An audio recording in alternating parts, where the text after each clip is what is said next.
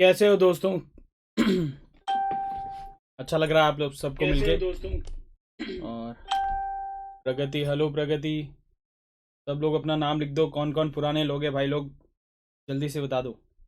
नमस्ते नमस्ते नमस्ते। नमन, गुड इवनिंग। अमान, बड़े भाई को नमस्कार। अच्छा, ठीक है। जयपुर से कुंवर साहब हमारे पास पधार चुके हैं। HA Pranshu, hello Pranshu.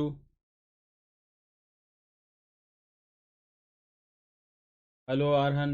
Sachin, Srishti, hello hello Srishti, अपन मिल चुके हैं। अंतरिक्ष, कुछ नए बच्चे भी हैं। सुदीक्षा, अंकिता, उड़ीसा से, ओके। आकांक्षा, श्रुति, वेदांशी, हेलो व्योम, आयुषी, हर्षिल। हाँ, मैं क्लास का रूल बता देता हूँ।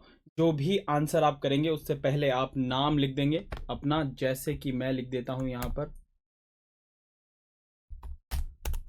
तो आपको आंसर करना है तो अपने चैट बॉक्स में ऐसा नाम लिख के रखो, मज़ा आएगा। हरियाणवी छोरे भी आ चुके हैं। तो जिस पिछली क्लास में बहुत मज़ा आया दोस्तों, नाइट्रोजन एंड इट्स कंपाउंड में।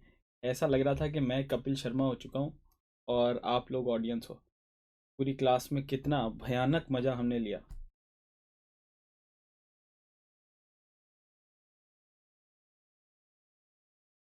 हेलो हेलो दीपक, हेलो श्रिया, खुश रहो केपी, यस। पांडे जी आ चुके हैं हमारे पास, यस। चलो, है ना। अब अपन शुरू करते हैं। आज हमारा जो टॉपिक है वो कुछ ऐसा टॉपिक है जो है बायोमोलिकुलर पॉलीमर, जिसको हम छोड़ देते हैं या फिर हम उसको लास्ट में पढ़ते हैं या फिर उसे लास्ट में पढ़ाया जाता है। अब इसमें दिक्कत ये होती है कि उस बेचारे को इतना कम महत्व दिया जाता है कि वो नाराज हो जाता है। तो आजकल वो नाराज ही चल रहा है पिछले 1-2 साल से। और एग्जामिनर को भी पता चल गया कि बच्चे इस टॉपिक को जो है थोड़ा लाइटली लेते हैं, तो फिर उसमें से सवाल आने लगे हैं। और अब मैंने पहले बताया कि अब हमारे पास मेंस के बहुत सारे सवाल पेपर बनते हैं, तो ऑब्वियसली हर लाइन से सवाल बन सकता है। तो अब ये जो छोटे और जिनको नकार दिया गया था, हे दृष्टि से देखा जाता था, उन चैप्टर्स में से आने लगे हैं अब सवाल। तो इसका मतलब सीआरटी हमारे लिए इन चैप्टर्स के लिए बहुत इंपॉर्टेंट है। Chemistry in everyday life, biomolecule और पॉलीमर। तो इन चैप्टर्स को आना बहुत जरूरी है, क्योंकि सीधे क्वेश्चन उठकर आता है दोस्तों, है ना। सरकोटा से होके, हाँ।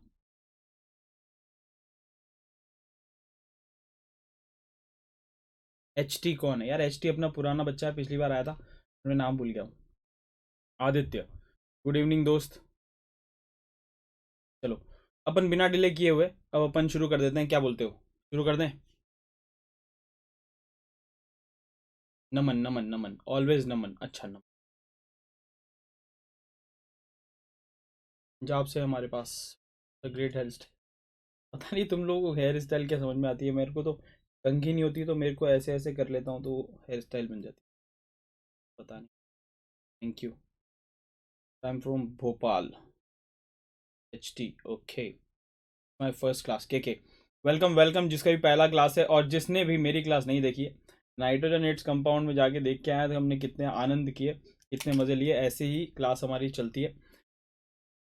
हेलो सद्दाम, हाँ हम मिल चुके हैं सद्दाम। हाँ, आप रेगुलर आ रहे हो, मैंने देखा है। तो अब अपन शुरू करते हैं। हेलो ए का मतलब आयुष्मान होता है, ये मुझे पता है। Sir please start. चलो, हाँ अब अपन को स्टार्ट कर देना चाहिए, क्योंकि अपन वैसे ही बहुत बड़े बड़े टॉपिक छोटे छोटे समय में निपटा रहे हैं।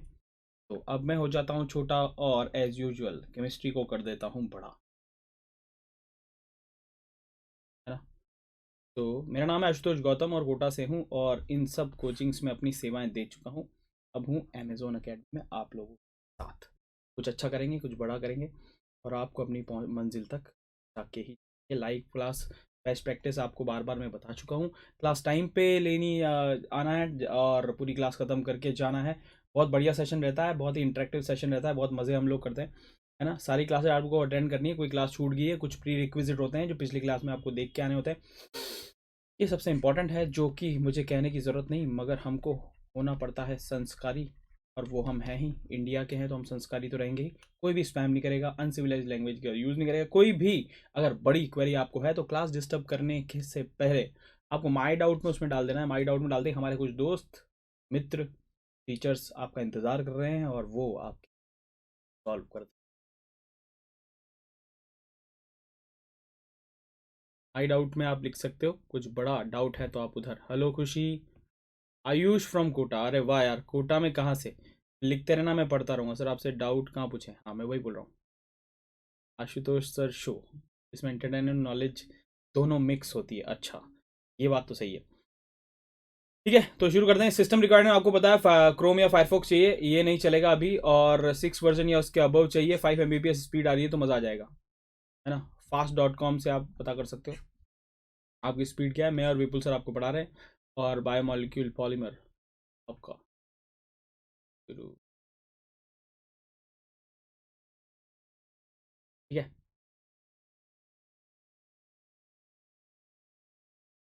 तो शुरू कर देते हैं दोस्तों।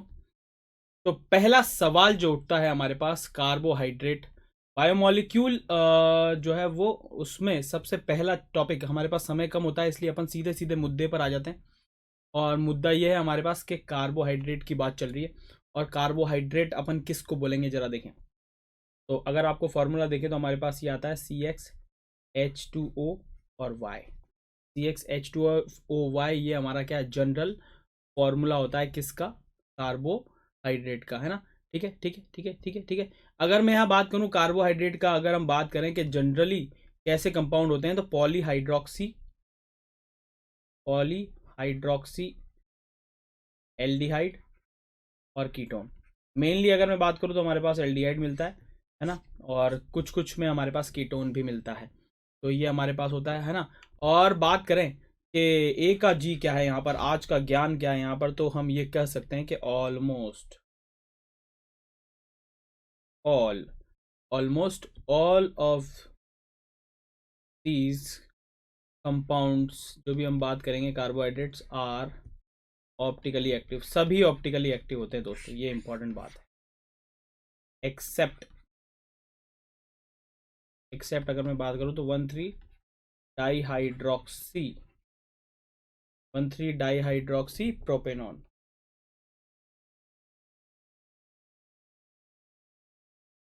इसको छोड़ दें तो बाकी सब जो होंगे वो हमारे पास कैसे होंगे, ऑप्टिकली एक्टिव होंगे। क्लियर है क्लियर है क्लियर है क्लियर है क्लियर है, बोलो बोलो बोलो बोलो, है ना। बोलो बोलो बोलो बोलो बोलो, समझ में आ गया? क्लियर है। अब हम क्या करते हैं, आगे चलते हैं, और वो है कि classification on the basis of hydrolysed product. Hydrolysed के प्रोडक्ट के डिफरेंट डिफरेंट क्लासिफिकेशन है।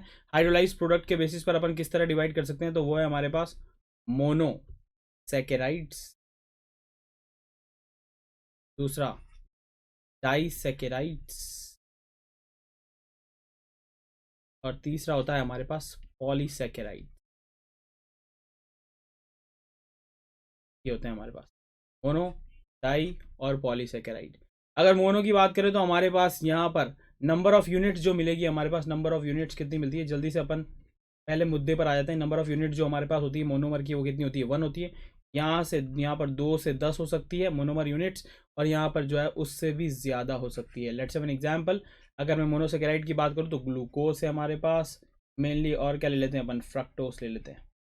तो ये यहाँ आ सकते हैं 2 से 10 में। अगर 10 में बात करूँ तो हमारे पास आ सकता है स्यूक्रोज, और क्या आ सकता है, माल्टोस। हाँ मैं अभी चैट का जवाब अभी देने वाला हूँ तुम लोगों को, मगर उससे पहले अपन जो है वो मुद्दे पर आ जाते हैं। स्टार्च हो सकता है पॉलीसेकेराइड में, सेल्यूलोज हो सकता है, और भी बहुत सारे एग्जाम्पल यहाँ पर हो सकते हैं। ठीक है, तो ये है classification of carbohydrate on the basis of hydrolyse product के कितने बनते हैं। मतलब ग्लूकोज और फ्रक्टोस मोनोसेकेराइड है, और बहुत सारे ग्लूकोज मिल जाएंगे तो कुछ और बन जाएगा, डाइसेकेराइड बन जाएगा। और अगर लेट्स से ग्लूकोज की 10 से ज़्यादा यूनिट हो जाएगा तो वो पॉलीसेकेराइड कहलाता है। क्या मेरी बात तुमको समझ में आ गई है? Hello hello hello sir, Telugu, Telugu में बोलो sir. Very good very good very good, Telugu में बोलेंगे हम। वेरी गुड, है ना। तो आप एक काम कर लो, तेलुगु मेरे को सिखानी पड़ेगी पहले तुमको, फिर उसके बाद हम बात करेंगे, है ना। तो classification on the basis of functional group, functional group के बेसिस पर बात करें तो हमारे पास ये हो सकता है एल्डोज, और दूसरा हमारे पास हो सकता है कीटोस, है ना। Aldose and ketose.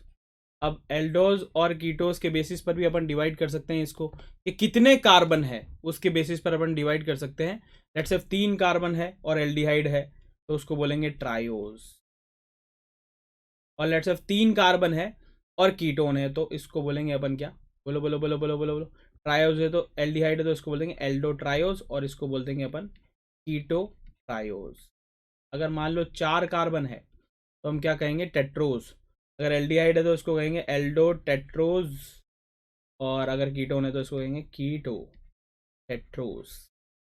तो इस तरीके से अपन जो है वो फर्दर डिवाइड कर सकते हैं। अब सवाल यहां उठता है दोस्तों, यहां पर हमारे पास अब आ गया ये, यही है चीज जो हमको, यही है वो, यही है वो, यही है वो जिसके बारे में अपन को बात करनी है, हाँ है ना। तो अब हमको इसके बारे में बात करनी है, तो जल्दी से हम इसके बारे में बात कर लेते हैं और फिर अपन आगे चलते हैं। तो अगर मैं बात करूं ग्लिसरैल्डिहाइड, है ना, सबसे पहले सबसे छोटे की बात कर लेते हैं। तो ये हमारे पास ग्लिसरैल्डिहाइड है और इसमें हमारे पास कितने कार्बन है, 1 2 3, और ये हमारे पास कायरल सेंटर है। अब ध्यान से देखना, इस पर सवाल बनते हैं, ये जो हमारे पास ट्री अब बनने वाला है इस पर सवाल बनते हैं, है ना। कैसे सवाल बनते हैं जरा देखें। तो अगर मान लो ग्लिसरैल्डिहाइड के जज्बात और हालात हम बदल दें, मतलब यहां पर हमारे पास एक कायरल सेंटर है, हम एक कायरल सेंटर और इंट्रोड्यूस कर रहे हैं और उसमें हम OH और H लगाएंगे। तो अगर मान लो मैंने हालात और जज्बात बदल दिए, in the sense let's say अभी अंगूठे को मैं OH मान लूं, तो हम हालात और जज्बात कैसे बदल सकते हैं, एकदम से हालात और जज्बात बदल सकते हैं। अगर मान लो मैं OH और H इधर रखूं और ऐसे जोड़ दूं तो हमारे पास जो बनता है वो है इरिथ्रोज। इरिथ्रो से तुम जानते हो, इरिथ्रो का मतलब क्या होता है, सेम ग्रुप सेम साइड, है ना, इरिथ्रोज। और अगर मान लो मैंने इसको ऐसे जोड़ा तो हमारे पास ये क्या हो जाता है, थ्रियोज, मतलब सेम ग्रुप अपोजिट साइड। तो ये तो तुमको याद ही है, इसको डी एरिथ्रोज और ये होता है हमारे पास डी थ्रियोज, है ना है ना है ना है ना है ना है ना। व्हाट इज कायरल सेंटर, हाँ एक कार्बन जिसके चारों ग्रुप अलग अलग हों उसको बोलते हैं, don't talk about Insta here. रे बाप रे बाप, देखो भाई लोगों, ठीक है चलो, ये चैप्टर जो है वो सीधे उठ के आता है इसमें से सवाल, तो इसलिए ये चैप्टर कैसा हो जाता है, इंपॉर्टेंट हो जाता है दोस्तों, है ना। तो अब देखो जरा गहरी बात, अब देखो मल्टीपल चीजें एक साथ बता रहा हूं, यहां से शुरू कर रहे हैं अपन, ये इस कहानी से। अगर मान लो अब इसमें मैं हालात और जज्बात बदलूं, मतलब एक अगर मैं H और OH और जोड़ूं इधर और इधर, तो कहानी में ट्विस्ट आ जाएगा, 5 कार्बन वाली शर्करा बन जाएगी, शुगर। तो इसका मतलब इरिथ्रोज में मैं अगर मैं जोड़ा एक एक्स्ट्रा तो OH सेम साइड जोड़ सकता हूँ या फिर अपोजिट साइड जोड़ सकता हूँ, तो हमारे पास एक और शुगर बन जाती है, राइबोज और अरेबिनोज। अब राइबोज और अरेबिनोज में फिर एक H और OH जोड़ सकते हैं, सेम साइड या फिर अपोजिट साइड, सेम साइड या फिर अपोजिट साइड, तो हमारे पास एलोज, एल्ट्रोज, ग्लूकोज और मेनोज, ये हेक्सोज शुगर बन जाती है। तो अपन यहां से शुरू करेंगे, यहां से हमने किया ग्लिसरैल्डिहाइड से हमने इरिथ्रोज बनाया, इरिथ्रोज से हमने H और OH जोड़ते हुए राइबोज अरेबिनोज बनाया, एलोज, एल्ट्रोज, ग्लूकोज एंड मेनोज बनाया। अब इसमें सवाल क्या बनता है, गहरी बात क्या है जरा समझना। अगर मुझसे पूछा जाए कि what is the difference between glucose and mannose, glucose और मेनोज में कौन से कार्बन पर डिफरेंस आता है, ऑप्शन दे रहा हूं मैं। पहले पर, पहले कार्बन पर डिफरेंस आता है, मतलब ये पहला और दूसरा कैसे डिसाइड करेंगे सर, IUPSC अगर नाम दोगे तो पहले और दूसरे कार्बन को डिसाइड कर दोगे, पहला कौन सा होगा ये, तो कौन से कार्बन पर, पहले पर बी ऑप्शन है, दूसरे पर सी ऑप्शन है, हमें क्या पता, डी, हम नहीं बताएंगे।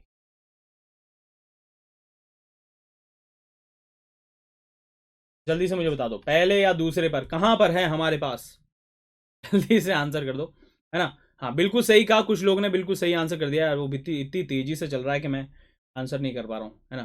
तो हमारे पास कुछ बच्चे, शरारती बच्चे डी का आंसर करेंगे करेंगे दूसरे पर। तो यहाँ अगर मैं देखूँ तो हमारे पास दूसरे कार्बन पर H और OH की पोजीशन में क्या आ रहा है, डिफरेंस आ रहा है। H और OH की पोजीशन में हमारे पास यहाँ क्या आ रहा है, डिफरेंस आ रहा है। और ये डिफरेंस होने की वजह से अगर मान लो, अगर मैं बात करूं इन दोनों के बीच में, तो हमारे पास बहुत सारे कायरल सेंटर है, 1 2 3 4, 1 2 3 4, और एक कायरल सेंटर में डिफरेंस हो, बहुत सारे कायरल सेंटर हो, 2 या 2 से ज्यादा कायरल सेंटर हो और एक कायरल सेंटर में डिफरेंस हो, तो उनको क्या बोलते हैं, चैट बॉक्स में जल्दी बताओ, चैट बॉक्स में जल्दी बताओ। पहला, अगर मान लो बहुत सारे कायरल सेंटर हो और एक कायरल सेंटर में डिफरेंस आ रहा है तो उसको क्या बोलेंगे, पहला, epimer, they would be epimer.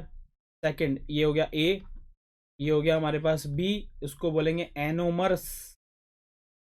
सी, उनको बोलेंगे डायास्टीरियोमर्स।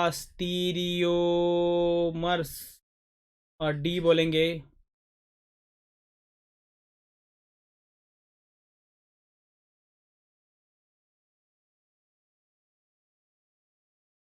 जल्दी से मुझे बता दो कि इसका आंसर क्या होना है। मल्टीपल करेक्ट हो सकता है दोस्तों, मैं तुमको बता रहा हूँ, है ना, मल्टीपल करेक्ट हो सकता है, इसलिए आप सोचें कि क्या क्या आंसर इसका हो सकता है। बॉम्बे, एनोमर्स, एनोमर्स बोल रहे हो आप लोग? नहीं, एनोमर्स इसका आंसर नहीं है। एनोमर्स डिफरेंट होता है, अभी हम बात करेंगे। तो सर बी और डी, डी तो कैसे हो सकता है, डी तो ऑप्शन ही नहीं है। अच्छा, अगर मैं तुम्हारी जगह होता ना दोस्तों, तो मैं इसका आंसर करता, जल्दी से सोच लो, इसका आंसर मैं करता ऐसे, if some of the chiral centre changes their configuration, तो वो डायस्टीरियोमर तो है ही।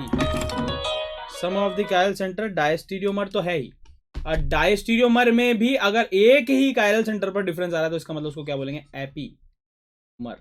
एपीमर समझ में आ गया तुमको? तो उसको बोलेंगे अपन क्या, एपीमर। बोलो बोलो बोलो बोलो बोलो बोलो बोलो बोलो। हाँ, तुमने गाना सुन लिया, वेरी गुड, शाबाश। बस पढ़ाई के अलावा तुम्हें सब चीज़ों का ध्यान रहता है ना, वेरी गुड, है ना।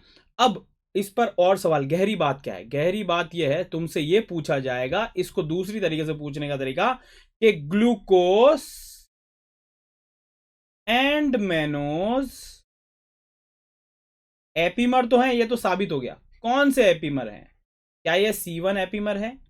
बी, क्या ये C2 एपीमर है? जल्दी बताओ जल्दी बताओ जल्दी बताओ जल्दी बताओ जल्दी बताओ। Glucose and mannose are what, which epimer? C1 epimer और C2 एपीमर। हमारे पास केस का आंसर आ चुका है, एसबी का आंसर आ चुका है। वाह, हरियाणवी छोरे ने हम क्यों बताएं, वेरी गुड, चचा हमारे विधायक हैं। ठीक है ठीक है, तो हमारे पास C2 एपीमर है। Okay, answer A. देखो C2 ही तो है, C2 एपीमर है ना, सेकंड कार्बन पर। पहला कार्बन तो हमारे पास एल्डिहाइड वाला हो जाएगा, दूसरा हमारे पास ये हो जाएगा, तो हम यहाँ कहेंगे इसको क्या, C2 एपीमर। तो एपीमर्स आर एक्चुअली डायास्टीरियोमर्स। अब गहरी गहरी बातें करते हैं, तो इसका मतलब एलोज और एल्ट्रोज आपस में डायस्टीरियोमर हैं, ये दोनों भी डायस्टीरियोमर है, ये भी डायस्टीरियोमर है, ये भी डायस्टीरियोमर है, ये भी ये भी ये भी ये भी ये भी ये भी ये भी ये भी, इनके बीच में हर रिश्ता डायस्टीरियोमर है। तो अब मेरा एक सवाल जिसका जवाब तुम्हें इधर देना है, फिर अपन थ्रीओस के बारे में बात करेंगे। ट्रू एंड फॉल्स, जल्दी से बताना, ट्रू या फॉल्स। ऑल एपीमर्स आर डायास्टीरियोमर्स, हाँ या ना? ट्रू या फॉल्स? ट्रू या फॉल्स? यस, पीडीएफ मिलेगा दोस्त इसके बाद, क्लास खत्म होते ही तुमको जो है वो जहां पर तुमने ज्वाइन नाउ किया था उसके नीचे ऑप्शन आएगा नोट्स का, तो वहां मिल जाएगा। तो ट्रू या फॉल्स, ट्रू या फॉल्स, ट्रू या फॉल्स, ट्रू या फॉल्स, सभी एपीमर डायस्टीरियोमर्स है। ट्रू ट्रू ट्रू, संचित ने आंसर कर दिया है ट्रू। हरियाणवी छोरे ने बोला है फॉल्स, उसको पसंद नहीं आया। सभी epimer diastereomer, if some of the chiral centre their configuration that would be diastereomers. True, true पे ताला लगाया जाए, तो ट्रू पे मैं ताला लगाता हूं, और 1,000 रुपये जीत गए आप। ये मैं सीधे आपको घर देने आऊंगा, बस शर्त आप लोगों को पता ही है। किस किस को ये शर्त पता है कि मैं घर आके गिफ्ट दे देता हूं, मगर उसकी एक शर्त है, और वो शर्त क्या है? ठीक है, नेक्स्ट। तो इसका आंसर है सभी एपीमर जो है वो डायस्टीरियोमर्स होते हैं। अब अगली कहानी, all diastereomers are epimers. All diastereomers are epimers. Epimer का मतलब होता है कि अगर 5 कायरल सेंटर है तो एक में ही डिफरेंस आना चाहिए, सिर्फ दो में नहीं आना चाहिए, है ना। 5 कायरल सेंटर है, 1 2 3 4 5, तो सिर्फ एक में डिफरेंस आना चाहिए तो एपीमर है, दो में आएगा तो नहीं होगा। तो मुझको बता दो, दे दो सर, मैं कोटा में हूँ। कोटा वालों के लिए नहीं है, सॉरी। तो फॉल्स हो गया ना दोस्तों। अगर मान लो दो दो कायल सेंटर में डिफरेंस हुआ तो डायस्टीरियोमर तो होगा वो, मगर वो एपीमर नहीं होगा। तो आपको ये ट्री याद करना है दोस्तों ना, ये जो अपन ने इरिथ्रो से शुरू किया था, राइबोज, अरोबिनोज, एलोज, एल्ट्रोज में अपन क्या कर रहे हैं, जज्बात और हालात बदल रहे हैं, मतलब एक एक कायरल सेंटर जोड़ रहे हैं। इसी तरीके से थ्रीओज से शुरू किया, थ्रीओज क्या था, ये था थ्रीओज। अब थ्रियोज में अपन यहाँ एक कार्बन और जोड़ते जाएंगे और जज्बात और हालात जो है वो बदलते जाएंगे। तो यहाँ पर हमारे पास यहाँ पर थ्रियोज था, हमने एच और OH हमने जोड़ दिया इधर और इधर, तो ये बन जाता है जाइलोज और लाइसोज। अरे देखो दोनों की स्पेलिंग कितनी कंफ्यूजिंग है, लाइसोज जाइलोज। और इसमें मैंने क्या कर दिया, एल को इधर ले जाता हूँ और एक्स को इधर ले जाता हूँ, लाइसोज। वाह वाह वाह वाह, इतना छोटे वाले के लिए क्यों नहीं है, क्योंकि यहाँ पर फ्लाइट का टिकट नहीं है, तो मुझे फ्लाइट के मजे लेना है, तो फिर मैं क्यों दूंगा। ये क्या मतलब, यही तो मतलब। ठीक है, अगली बार कोई ऐसी स्कीम लेके आऊंगा जिससे कोटा वालों से भी मैं कुछ ले सकूं और उसके बाद दे सकूं। ठीक है, लाइसोज और जाइलोज में अपन फिर से जज्बात और हालात एक और कार्बन में जोड़कर बदल सकते हैं। तो हमारे पास बन जाएगा ग्यूलोस, आइडोस, गैलेक्टोस, टेलोस। बताओ ये चारों, इन चारों के बीच में ये रिश्ता क्या कहलाता है, इन चारों के बीच में क्या रिश्ता है। They are enantiomers, option A B. They are diastereomers, A for enantiomers, D for diastereomers. इन दोनों के बीच में क्या रिश्ता है, जल्दी बताओ। 25 दिनों में पैसे डबल, हाँ अक्षय कुमार थोड़ी अपन। Yes they are diastereomers. What are enantiomers, वाह। एंशियोमर्स वो होते हैं जो एक दूसरे की मिरर इमेज होते हैं। Stereo isomers which are mirror image of each other. Stereo isomers which are mirror image of each other, उसको बोलते हैं अपन को। क्या मेरी बात समझ में आ गई, क्लियर है। अब जल्दी से, ऐसे कैसे दोगे, मैं आऊँगा फ्लाइट से, पहले तुम फ्लाइट के आने जाने का टिकट कराना, उसके बाद। तो हमारे पास देखो अब क्या होता है, साइक्लिक स्ट्रक्चर भी होती है मोनोसेकेराइड की, है ना। ये डिस्कवर किया गया एक्सपेरिमेंटली कि होता क्या था। देखो जरा जरा ध्यान से समझना इस बात को। अब बिल्कुल इंपॉर्टेंट बात आ चुकी है कि लेट्स से एल्डिहाइड है हमारे पास। तो ये एल्डिहाइड अगर मान लो हमारे पास है, तो एल्डिहाइड के सारे टेस्ट देने चाहिए थे, ध्यान से सुनना। मगर क्या हुआ, एल्डिहाइड के टेस्ट जो है बहुत ही कम दे पाए। तो इसका मतलब एल्डिहाइड जो है वो फ्री नहीं है, सिर्फ और सिर्फ स्ट्रॉन्ग न्यूक्लियोफाइल ही रिएक्शन कर पा रहे हैं एल्डिहाइड पर, वीक न्यूक्लियोफाइल अटैक नहीं कर पाता। इसका मतलब ये प्रूव हुआ कि कोई साइक्लिक स्ट्रक्चर है जो एल्डिहाइड की एब्सेंस का कारण बन रहा है। तो ये साइक्लिक स्ट्रक्चर दी गई, जिसको अपन एक्सप्लेन करेंगे। इसमें हमारे पास दो साइक्लिक स्ट्रक्चर होती हैं जो कि ओपन, लेट्स ऑफ ग्लूकोज की बात कर रहे हैं अपन, यहाँ इसकी बात कर रहे हैं ग्लूकोज की। तो यहाँ अगर मैं ग्लूकोज की बात करूँ तो ग्लूकोज की ओपन चेन स्ट्रक्चर तो हमारे पास यहाँ है ही। ये रही हमारे पास ग्लूकोज की, कहाँ गई हमारे पास ग्लूकोज की, ये रही। ये ओपन चेन स्ट्रक्चर है हमारे पास, और ये क्लोज चेन स्ट्रक्चर है, जिसमें दो फॉर्म होती है, एक तो अल्फा, है ना, अल्फा डी ग्लूकोज, और इसको बोलते हैं अपन beta D glucose. Alpha D glucose और बीटा डी ग्लूकोज। अब इस पे सवाल बनता है, जेई मेंस में भी बनता है और एडवांस में भी बनता है, कि दोनों में अंतर क्या है।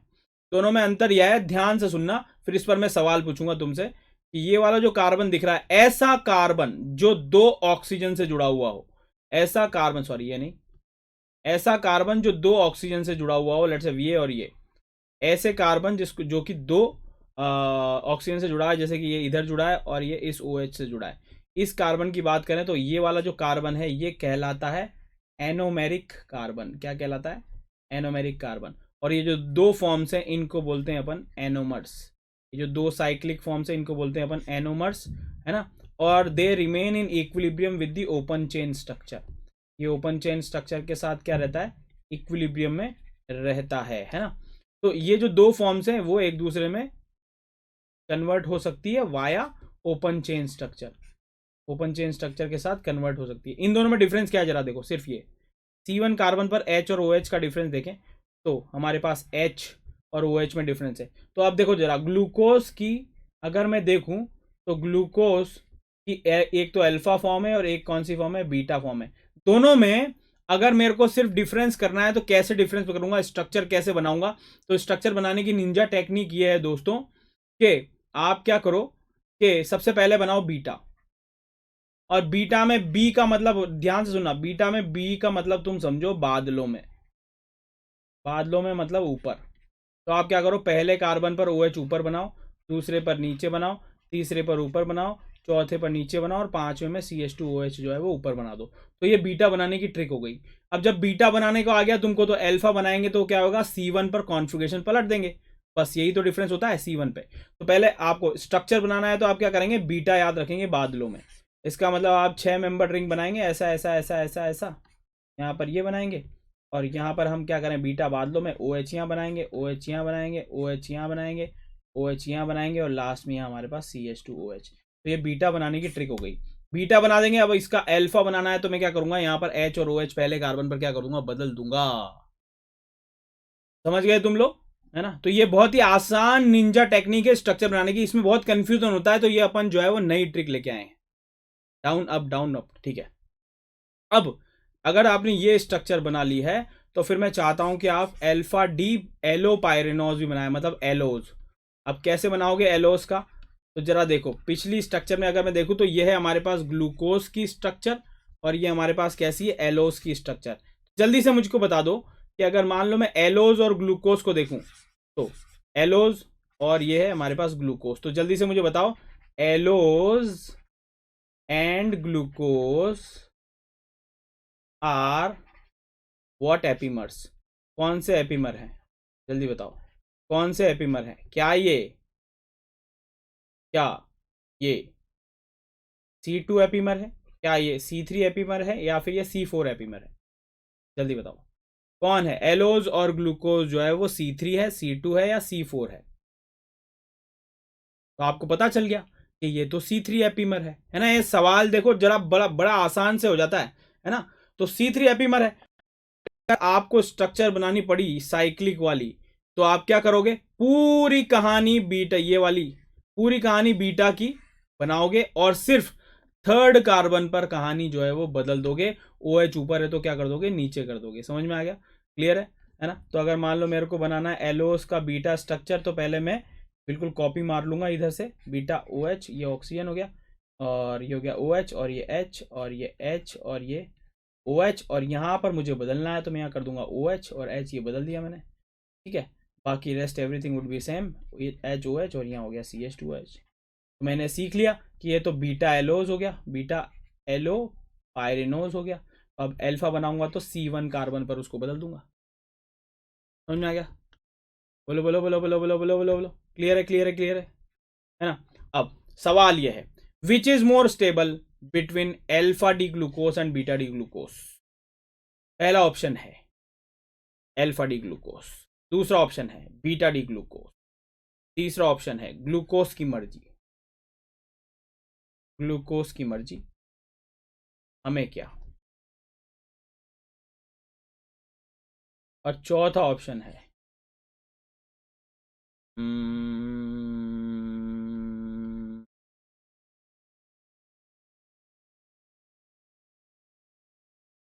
चलो पांडे जी ने आंसर कर दिया, बॉम्बे अंतरिक्ष का आंसर आ चुका है। बॉम्बे सी जो है वो ग्लूकोज की मर्जी, और SB जो है बोल रहा है वो गैंग्स ऑफ वासेपुर। ऑप्शन है बी। वाह वाह वाह वाह, गैंग्स ऑफ वासेपुर ये क्या है। C D A Sachin B, gangs of Wasseypur ये क्या है भाई। समझ में आ गया तुमको, समझ में आ गया, समझ में आ गया, समझ में आ गया। हाँ, एनोमेरिक कार्बन पर जो बदलाव होगा उसको अल्फा बीटा से डिनोट किया जाएगा, है ना। एनोमेरिक कार्बन, ऐसा कार्बन, एनोमेरिक कार्बन मतलब जो दो ऑक्सीजन से जुड़ा है, जैसे कि ये और ये दो ऑक्सीजन से जुड़ा है तो उसको क्या बोलते हैं अपन, एनोमेरिक कार्बन हो गया। बोलो बोलो बोलो बोलो बोलो। तो अब देखो जरा मैं तुमको सिखा देता हूँ। बीटा डी ग्लूकोज हमारे पास यहाँ क्या है, तो बीटा डी ग्लूकोज अगर मैं बनाने जाऊँ तो हमारे पास यहाँ मैंने ऑक्सीजन लगा दी और यहाँ पर हमारे पास हर जगह OH और H होगा। ये C1 कार्बन ले लेता हूँ, यहाँ हमारे पास OH होगा इक्विटोरियल पर, यहाँ पर होगा इक्विटोरियल पर, यहाँ पर होगा हमारे पास इक्विटोरियल पर, यहाँ पर होगा हमारे पास इक्विटोरियल पर, और यहाँ पर अगर मैं देखूँ तो यहाँ होगा हमारे पास CH2OH इक्विटोरियल पर, है ना। ये कौन सी फॉर्म हो गई, बीटा। यहाँ पर सारे सारे के सारे सारे के सारे बल्कि OH ग्रुप कहाँ पर है हमारे पास, इक्विटोरियल पर है। और अगर मैं अल्फा बनाऊंगा तो पहली पोजीशन पर हमारे पास चेंज हो जाएगा, rest everything would be same, और यहाँ आ जाएगा OH कहाँ पर, एक्सियल पर। तो यहाँ पर सारे बल्कि ग्रुप जो है वो OH कहाँ पर होते हैं, इक्विटोरियल पर, और यहाँ पर हमारे पास C1 पर OH पर कहाँ हो जाएगा, एक्सियल पर। तो मुझको बताओ जब इक्विटोरियल पर होगा तो ज़्यादा स्टेबल होंगे ना, जल्दी बोलो बोलो बोलो बोलो बोलो बोलो। सर बाउंसर थोड़ा कम डालो ना प्लीज़। ओके, तो बीटा डी ग्लूकोज में हमारे पास क्या होएगा कि जितने भी OH और CH2OH ग्रुप हैं वो कहाँ पर होंगे, अगर मैं चेयर फॉर्म बनाऊंगा तो वो कहाँ होंगे, इक्विटोरियल पर होंगे।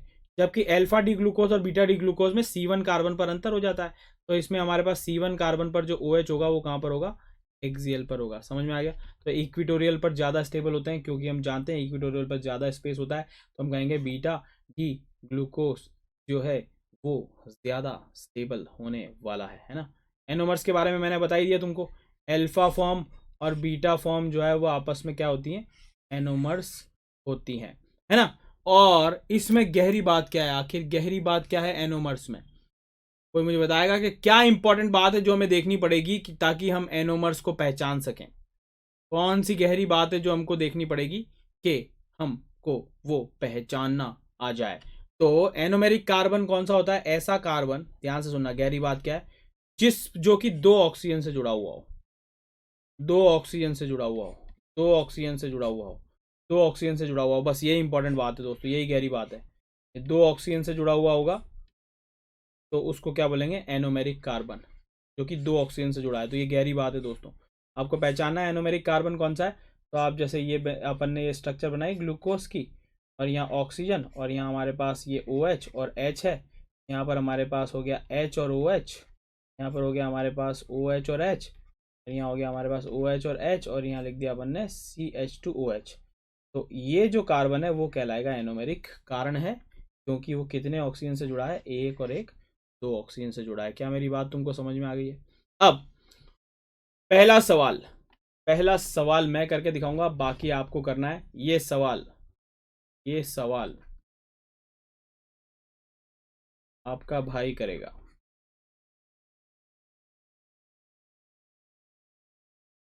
देखो जितने भी टफ सवाल होते हैं ना वो मैं करता हूं, जितने भी आसान सवाल होते हैं वो आप करेंगे।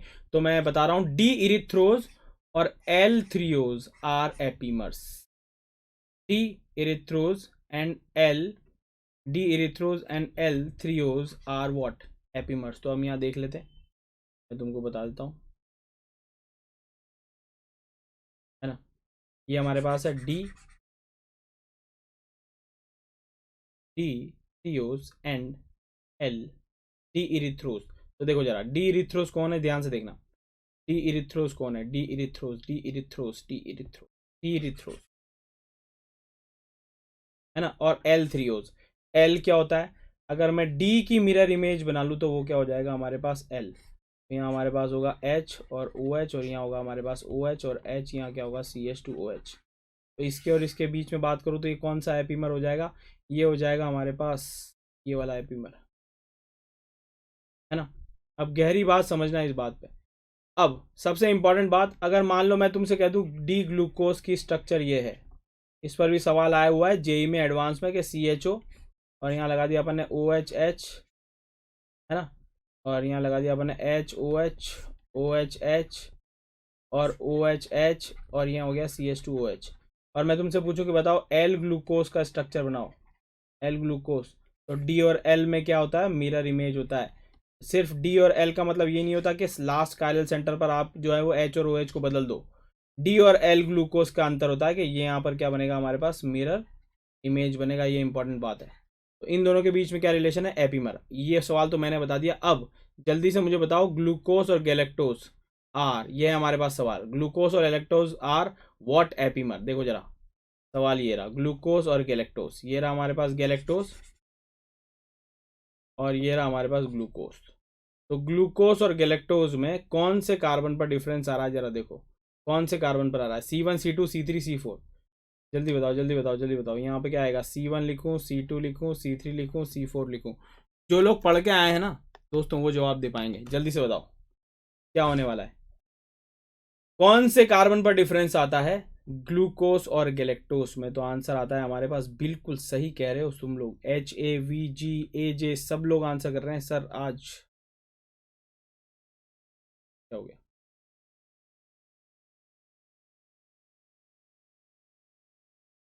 ठीक है। हमारे पास आंसर क्या हो जाएगा, C4, ठीक है C4। अब हमको बात करनी है कि अब जल्दी से सोचो आयोड और टेलोज के बीच में क्या डिफरेंस होने वाला है। तुम लोग सोचो फटाफट, फिर अपन बात करते हैं जल्दी से।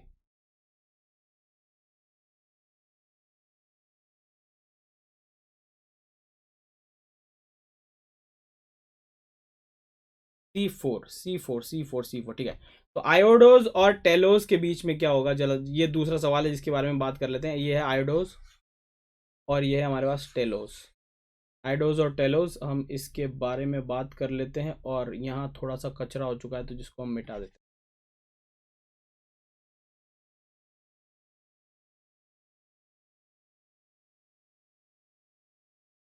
जल्दी बताओ, आयोडोज और टेलोज के बीच में जल्दी बताओ कौन सा एपीमर है। क्या यहाँ पर डिफरेंस है क्या नहीं, क्या यहाँ पर है क्या डिफरेंस, यहाँ पर आ रहा है डिफरेंस और यहाँ पर डिफरेंस नहीं है और यहाँ पर भी डिफरेंस नहीं है। तो हमारे पास कौन सी पोजीशन पर डिफरेंस आ रहा है, जल्दी बोलो। आंसर क्या हो जाएगा हमारे पास यहाँ, C3। बोलो बोलो बोलो बोलो बोलो, समझ में आ गया। अब ग्लूकोज और मेनोस, तो हम जानते हैं कि ग्लूकोज और मेनोस कौन सा है, जल्दी बताओ। C1 ग्लूकोज और मेनोस तो अभी हम करके आए थे, जल्दी बताओ। ग्लूकोज और मेनोस,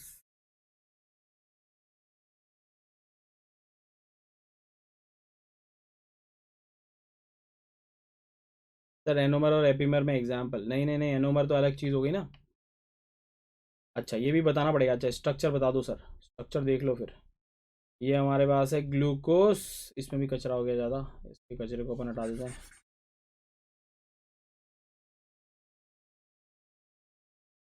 ग्लूकोज और मेनोज अभी करके आए थे अपन, कौन सा हो गया, C1 या C2, जल्दी बोलो।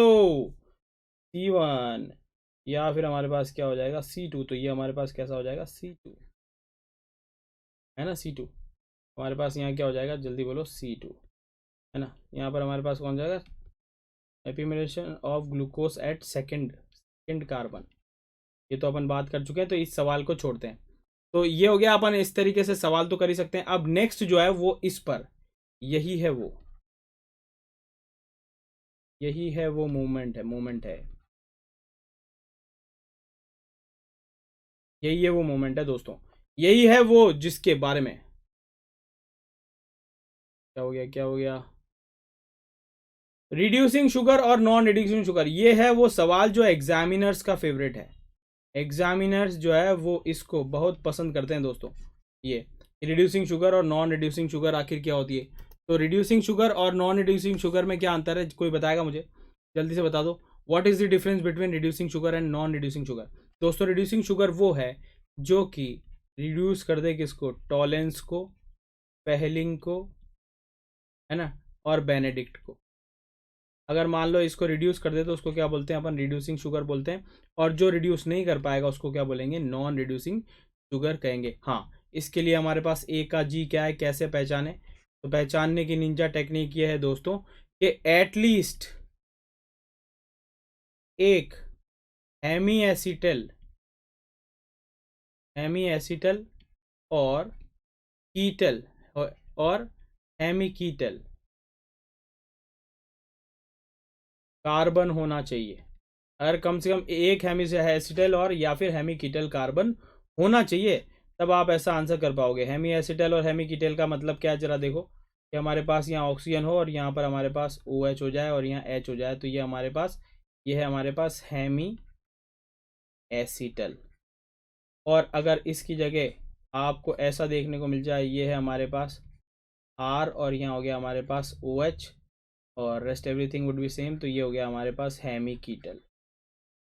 एक कार्बन जो कि हमारे पास फर्दर जुड़ा हुआ है कार्बन से। तो हेमी एसिटल और हेमी कीटल अगर मान लो कम से कम एक होना चाहिए हमारे पास, तब जो है वो अपन कह सकते हैं कि वो क्या हो सकता है, रिड्यूसिंग शुगर हो सकता है, वरना वो रिड्यूसिंग शुगर नहीं होगा, है ना। तो ये बहुत ही इंपॉर्टेंट बात हो गई दोस्तों के हेमी एसिटल और हेमी कीटल के बारे में। अब यहाँ पर एक और गहरी बात मैं तुमको बता रहा हूँ, जो कि देखो ये ना एक थ्योरिटिकल चीज है जो कि तुम स्किप करते हो, तो इसलिए मैं आसान आसान सवाल यहाँ पर नहीं लिया हूँ। तो यहाँ पर हम लिख देंगे ऑल मोनो एंड ओलिगोसेकेराइड, मतलब डाइसेकेराइड ले लेते हैं। ऑल मोनो और एलिगोसेकेराइड जो है वो कैसे होते हैं दोस्तों, ये रिड्यूसिंग शुगर होते हैं। रिड्यूसिंग शुगर एक्सेप्शन भी है हमारे पास यहाँ, एक्सेप्ट जो है वो हम ले लें यहाँ पर स्यूक्रोज। स्यूक्रोज को छोड़ दें तो बाकी सब मोनो और ओलिगोसेकेराइड जो है वो कैसे होते हैं दोस्तों, वो रिड्यूसिंग शुगर होते हैं ना। यहाँ पर अगर मैं बात करूँ तो all polygosaccharide, all sorry polysaccharides, जितने भी पॉलीसेकेराइड्स हैं and some oligosaccharides, some disaccharides के बारे में बात करें, जो कि अपन ने यहाँ ले लिया स्यूक्रोज। तो स्यूक्रोज के बारे में बात कर लें तो हमारे पास वो कैसी हो जाती है, नॉन रिड्यूसिंग। आखिर नॉन रिड्यूसिंग क्यों हो जाता है? क्योंकि ओलिगोसेकेराइड और डाइसेकेराइड में 2 शुगर यूनिट्स मिलते हैं। तो अगर 2 शुगर यूनिट मिले और वो उस कार्बन से जुड़ जाएं आपस में, जैसे कि ये और ये, जो कि हेमी एसिटल और हेमी कीटल है, तो ये आपस में जुड़ जाए मान लो, तो यहाँ पर ये क्या हो जाएगा, हेमी एसिटल और हेमी कीटल कार्बन डैमेज हो जाएगा, और इस वजह से जो है वो फिर वो रिड्यूसिंग शुगर नहीं हो पाते। कारण यह है कि हेमी एसिटल और हेमी कीटल को जब मैं बेसिक मीडियम में डालता हूँ टॉलेंस और फेलिंग के, तो वो अपनी ओपन चेन स्ट्रक्चर में बदल जाते हैं, और ओपन चेन स्ट्रक्चर में जब चल जाते हैं तो फ्री एल्डिहाइड ग्रुप दे देते हैं, और फ्री एल्डिहाइड ग्रुप अगर आपके पास आ गया तो टॉलेंस, बेनेडिक्ट और फेलिंग सॉल्यूशन में क्या दे देगा, टेस्ट दे देगा। समझ में आ गया तुमको कि बेसिक मीडियम में हेमी एसिटल और हेमी कीटल जो है वो ओपन चेन स्ट्रक्चर में बदल के फ्री एल्डिहाइड ग्रुप दे देते हैं, जो कि टॉलेंस और फेलिंग सॉल्यूशन में हमारे पास क्या दे देगा, टेस्ट दे देगा। तो टेस्ट इनका मिल जाएगा हमको। और नॉन रिड्यूसिंग शुगर में क्या होता है कि हेमी एसिटिलिक और हेमी कीटल कार्बन मिलकर एक बॉन्ड बना लेते हैं, और बॉन्ड बनाने की वजह से ये OH जो है वो खत्म हो जाता है, और ये OH खत्म हो गया, ये OH का H गायब हो गया। H गायब कर दें अपन यहाँ से, इसकी जगह CH3 लगा दें, या फिर इन दोनों को यहाँ से जोड़ दें, तो फिर हमारे पास जो है H खत्म हो गया यहाँ पर। तो फिर बेसिक मीडियम में दोबारा से ओपन चेन स्ट्रक्चर नहीं बनेगी, और ओपन चेन स्ट्रक्चर नहीं बनेगी तो फ्री एल्डिहाइड नहीं बनेगा। दोस्तों गहरी गहरी बातें, गहरी गहरी बातें, बोलो बोलो बोलो बोलो बोलो, क्लियर है? बोलो। तो हमारे पास ये हो गया, है ना, प्रिपरे। अब है next is properties of anomers. Anomers का प्रॉपर्टी क्या है, कोई मुझे बताएगा? जल्दी से बताओ। हाँ मुझे पता है कि थोड़ा अपन थ्योरी में ज़्यादा जा रहे हैं, इसलिए जा रहा हूँ दोस्तों, क्योंकि आपने जो है वो थ्योरी कम पढ़ी है, इसलिए मैं बात कर रहा हूँ इसकी। तो जल्दी से मुझे बता दो कि म्यूटा रोटेशन आखिर क्या होता है। देखो, 100 बातों की एक बात, बहुत गहरे गहरे सवाल इस पर आते हैं, इसलिए ये पूछ रहा हूँ मैं कि लेट से हमारे पास यहाँ CHO है, यहाँ पर हमारे पास आ गया क्या, OH, और यहाँ H, और ओपन चेन स्ट्रक्चर बना रहा हूँ H और OH, और यहाँ हमारे पास OH और H, और यहाँ हमारे पास OH और H, और यहाँ हो गया CH2OH। अब यहाँ पर क्या होता है, जब इसकी साइक्लिक स्ट्रक्चर बनाते हैं तो ये यहाँ पर अटैक करवाते हैं, ये एनोमेरिक कार्बन हो गया 5वां, 1 2 3 4, और ये 5 और ये 6, है ना। और इसके बाद ये अल्फा फॉर्म और क्या बता देते हैं, बीटा फॉर्म बना देते हैं, अल्फा डी ग्लूकोपाइरेनोज और बीटा डी ग्लूकोपाइरेनोज। ये कैसी स्ट्रक्चर है, साइक्लिक स्ट्रक्चर है। समझ में आ गया? तो ये तीनों जो है वो हमारे पास कैसे रहते हैं, इक्विलिब्रियम में रहते हैं। तो म्यूटा रोटेशन क्या होता है कि अल्फा ग्लूकोज जो है वो अल्फा ग्लूकोज, वो तो हमारे पास ऑप्टिकल रोटेशन उसका है +112, और अगर मैं बीटा डी ग्लूकोज की बात करूं तो उसका कितना है, +19। अब हमने क्या किया, एक बीकर में फ्रेश ग्लूकोज फॉर्म ले ली, अल्फा ग्लूकोज। अब जैसे आप पानी में अल्फा ग्लूकोज डालोगे, वो इक्विलिब्रियम बनाएगा ओपन चेन स्ट्रक्चर से, और फिर कन्वर्ट हो जाएगा बीटा में। तो कुछ समय बाद अल्फा फॉर्म और बीटा फॉर्म जो है दोनों पाई जाएगी। हमने इनिशियली अल्फा लिया था, फिर धीरे धीरे हमको उसमें मिल जाएगा बीटा। तो हमारे पास जो है ऑप्टिकल रोटेशन 112 से घटना शुरू होगा, क्योंकि उसमें +19 वाला रोटेशन भी दिखने लगा है। तो इसका मतलब थोड़े समय बाद वो +112 से घटता जाएगा, घटता जाएगा, घटता जाएगा, और एक स्पेसिफिक रोटेशन में आके क्या है, रुक जाएगा 50+ के आसपास, 52 के आसपास। तो हमारे पास ये जो है वो हमारे पास रोटेशन जो है वो क्या हो गया, कम हो गया। और इसका कारण क्या हुआ कि अल्फा और beta form open chain structure के साथ क्या हो जाता है, इक्विलिब्रियम में आ जाता है। क्या मेरी बात तुमको समझ में आ गई है? क्लियर है? बोलो बोलो बोलो बोलो बोलो, ये बोलो, है ना। अब अपन करते हैं इस पर कुछ सवाल, जल्दी से इस पर कुछ सवाल कर लेते हैं। मुझे पता है कि आपको सवालों की सख्त ज़रूरत है इस समय। जल्दी से अपन जो है वो पहले सवाल कर लेते हैं। देखिए ज़रा सवाल, तो सवाल है, जल्दी से मुझे बताओ कि जेई में 2004 में पूछा गया, which of the following pair give Tollens test. इनमें से कौन टॉलेंस टेस्ट देगा, जल्दी बताओ। इनमें से कौन टॉलेंस टेस्ट देगा? Anomers and conformers are same. Anomers और कन्फर्मर कैसे सेम है दोस्त? एनोमर्स तो हमारे पास अल्फा और बीटा फॉर्म है। जल्दी बोलो कौन कौन है जो कि हमारे पास पॉजिटिव टॉलेंस टेस्ट देता है। MS का आंसर आ चुका है, बी महेंद्र सिंह धोनी। NA का आंसर आ चुका है, KP का आंसर आ गया बी। सर C पक्का। एक्जेनॉल कैसे देगा, OH कब से देने लगा, जल्दी बताओ। तो ग्लूकोस और फ्रक्टोस, कैसे? ग्लूकोस ग्लूकोज में हमारे पास CHO है, और हमारे पास फ्रक्टोज में हमारे पास अल्फा हाइड्रोक्सी कार्बोनिल कंपाउंड है। अल्फा हाइड्रोक्सी कार्बोनिल कंपाउंड जो होता है दोस्तों, वो भी हमारे पास कैसा टेस्ट दे देता है? टॉलेंस टेस्ट देता है। समझ में आ गया तुमको? तो आंसर क्या हो जाएगा हमारे पास? ग्लूकोज और फ्रक्टोज। तो देखो जेई में पूछा गया सवाल है और कितना आसान सा सवाल है दोस्तों, है ना। अब ये 2004 में पूछा गया सवाल है, Fischer projection of D glucose ये है, तो एल ग्लूकोज, सिर्फ इतने का सवाल का जवाब देते हैं अपन। एल ग्लूकोज का क्या होगा? देखो गलती कैसे करते हैं कि डी का मतलब ये होता है कि OH लास्ट कार्बन पर कहाँ है हमारे पास? राइट साइड पे। तो एक ऑप्शन आपको ये दे दिया जाएगा कि CHO OH H H OH OH H, और यहाँ पर लास्ट में बदल दिया जाएगा OH और H, CH2OH, है ना। ये आंसर कर देते हैं क्योंकि ये डी हो गया, तो ये हो गया हमारे पास एल। बिल्कुल गलत है दोस्तों, याद रखना। डी ग्लूकोज आपका है तो वो मिरर इमेज होगा किसका? एल ग्लूकोज का। ये बहुत ही गहरी बात है दोस्तों, इसको बोलते हैं अपन गहरी बात।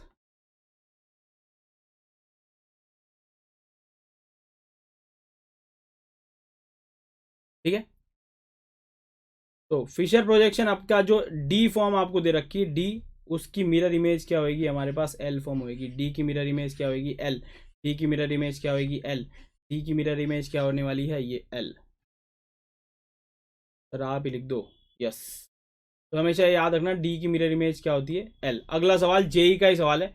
To form of D glucopyranose obtained from the solution D glucose are known as. Two form मतलब अल्फा और बीटा, तो इनके बीच में क्या रिलेशन होता है? जल्दी बताओ। अल्फा और बीटा आपस में क्या कहलाते हैं? ये रिश्ता क्या कहलाता है? जल्दी बोलो, जल्दी बोलो। कोई बात नहीं, हम इसके बारे में बाद में बात कर लेंगे, कोई लड़ेगा नहीं। जल्दी से मुझको बता दो कि अल्फा और बीटा के बीच में क्या रिश्ता होता है? जल्दी बताओ। अल्फा और बीटा के बीच में क्या रिश्ता होता है? अल्फा और बीटा।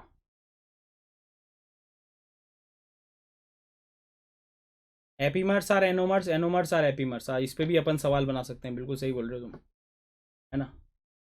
ये बिल्कुल अच्छा सवाल है। ऑल एनोमर्स आर एपीमर्स और all epimers are anomers. Anomers का मतलब होता है कि ऐसी दो फॉर्म्स जो कि साइक्लिक हो और ओपन चेन के साथ इक्विलिब्रियम में हो, ये तो एनोमर की कंडीशन होगी। एपीमर का मतलब होता है कि दो या दो से ज्यादा काइरल सेंटर हो और सिर्फ एक में डिफरेंस हो, वो एपीमर हो। जल्दी बता दो। तो अल्फा और बीटा जो है आपस में क्या कहलाते हैं दोस्तों? अल्फा और बीटा आपस में कहलाते हैं एनोमर्स। अब ट्रू या फॉल्स यहां पर ले लेते हैं। ऑल एनोमर्स आर एपीमर्स, बोलो ट्रू या false. All anomers are epimers.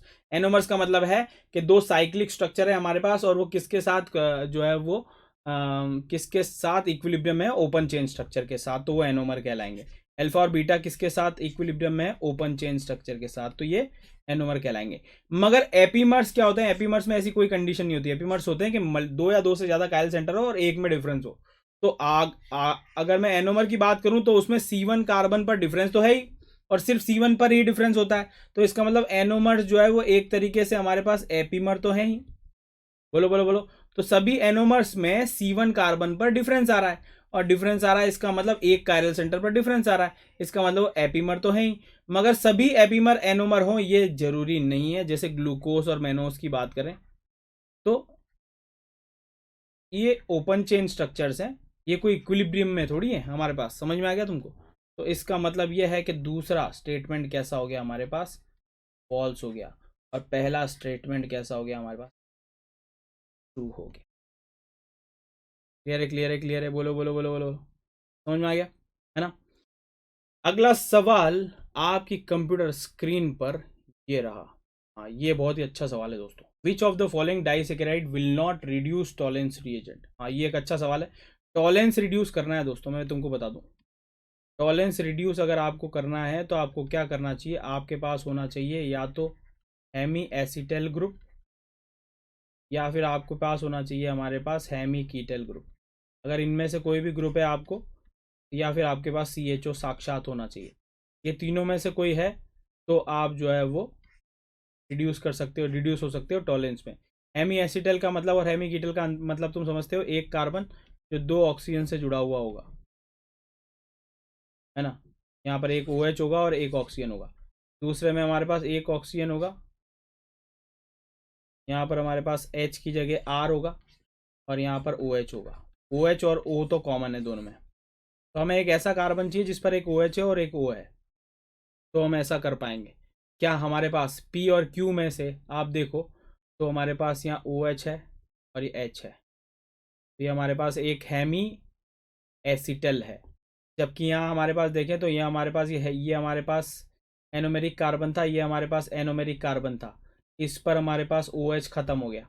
तो इसमें से कौन है जो कि रिड्यूस नहीं करेगा टॉलेंस को? नहीं करेगा, ऐसा पूछ रहा है, नहीं करेगा। क्या मेरी बात तुमको समझ में आ गया? नहीं करेगा, will not reduce Tollens reagent. इसके लिए हमें हेमी एसिटल और हेमी कीटल चाहिए तो वो रिड्यूस कर देगा, मगर क्वेश्चन है नहीं करेगा। तो हमारे पास आंसर क्या आ जाएगा, जल्दी बताओ। पी तो रिड्यूस कर देगा, MS ने बिल्कुल सही कहा, और KP ने भी हमारे पास कह दिया है सही। और जल्दी बोलो जल्दी बोलो जल्दी बोलो, SB ने आंसर कर दिया है, NA ने आंसर कर दिया है, SH ने आंसर कर दिया है, GE ने आंसर कर दिया है, ठीक है, PP ने आंसर कर दिया। अपने नाम के साथ लिखो दोस्तों ताकि हम रिलेट कर पाए। जल्दी बताओ जल्दी बताओ। चलो अब अपन जो है एक अच्छा सवाल करते हैं जल्दी से, और वो है जल्दी से फटाफट, ये वाला नहीं, ये वाला सवाल करेंगे। सवाल बहुत सारे हैं मगर हम चुनिंदा सवाल लेंगे ताकि हम हमारी मंजिल को कंप्लीट कर सकें। तो जल्दी से मुझको बताओ कि for the structure of this total number of optical isomers, optical isomers कितने होंगे? जल्दी बताओ। बिल्कुल सही कर रहे हो दोस्तों, बिल्कुल सही है जवाब था उसका Q। मगर अब हम आ चुके हैं अगले सवाल पर, और वो है हमारे पास ये कि टोटल पॉसिबल ऑप्टिकल आइसोमर्स कितने होने वाले हैं? जल्दी बताओ।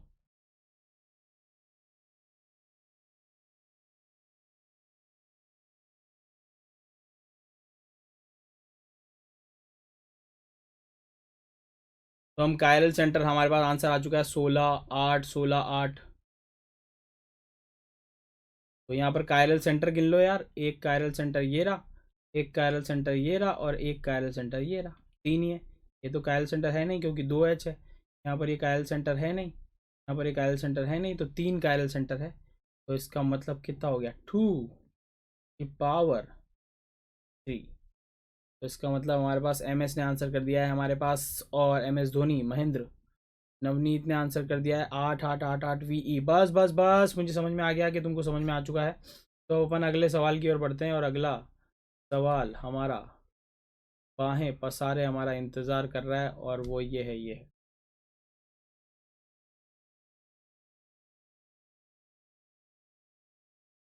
चलो ये हो गया हमारे पास।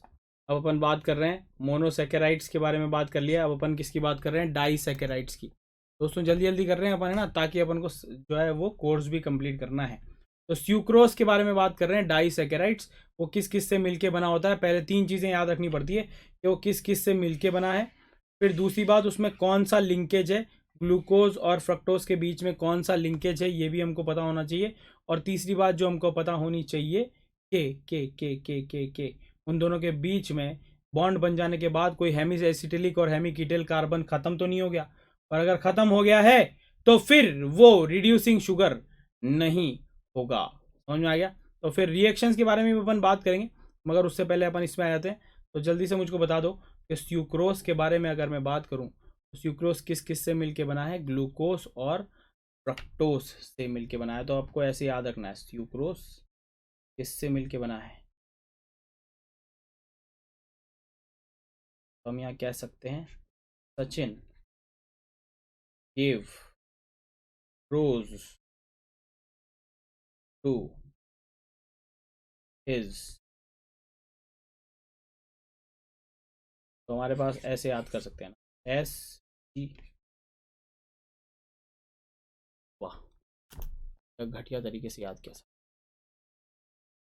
अमीनो एसिड अभी अपन करेंगे। तो अब यहाँ मुझको ये बता दो, निंजा टेक क्या है? ये टेक बता दी मैंने, Sachin gave rose to GF। अब मुझको ये बताओ कि क्या ये रिड्यूसिंग शुगर है कि नहीं। अगला सवाल है हमारे पास, क्या ये रिड्यूसिंग शुगर है? क्या ये रिड्यूसिंग शुगर है? क्या ये रिड्यूसिंग शुगर है? क्या ये रिड्यूसिंग शुगर? बोलो बोलो। हाँ वाह, ये भी हो सकता है कि गलत फहमी इक्वल्स टू स्यूक्रोज। गलत फहमी इक्वल्स टू स्यूक्रोज। वाह, कोई बात नहीं, चैप्टर भी अपना बहुत ही शानदार वाला है। चलो जल्दी बताओ, जल्दी बताओ, जल्दी बताओ, है ना? क्या ये रिड्यूसिंग शुगर है? रिड्यूसिंग शुगर होने के लिए हमारे पास हेमी एसिटिलिक और हेमी कीटल कार्बन होना चाहिए, मतलब एक कार्बन पर ऑक्सीजन होना चाहिए और OH होना चाहिए। तो ये हमारे पास हेमी एसिटिलिक कार्बन है, इस पर OH नहीं है। और यहाँ पर भी हमारे पास वो कार्बन इन्वॉल्व हो चुका है, यहाँ पर भी एक कार्बन हमारे पास ऑक्सीजन है, यहाँ पर OH होना चाहिए था, वो भी इन्वॉल्व हो गया।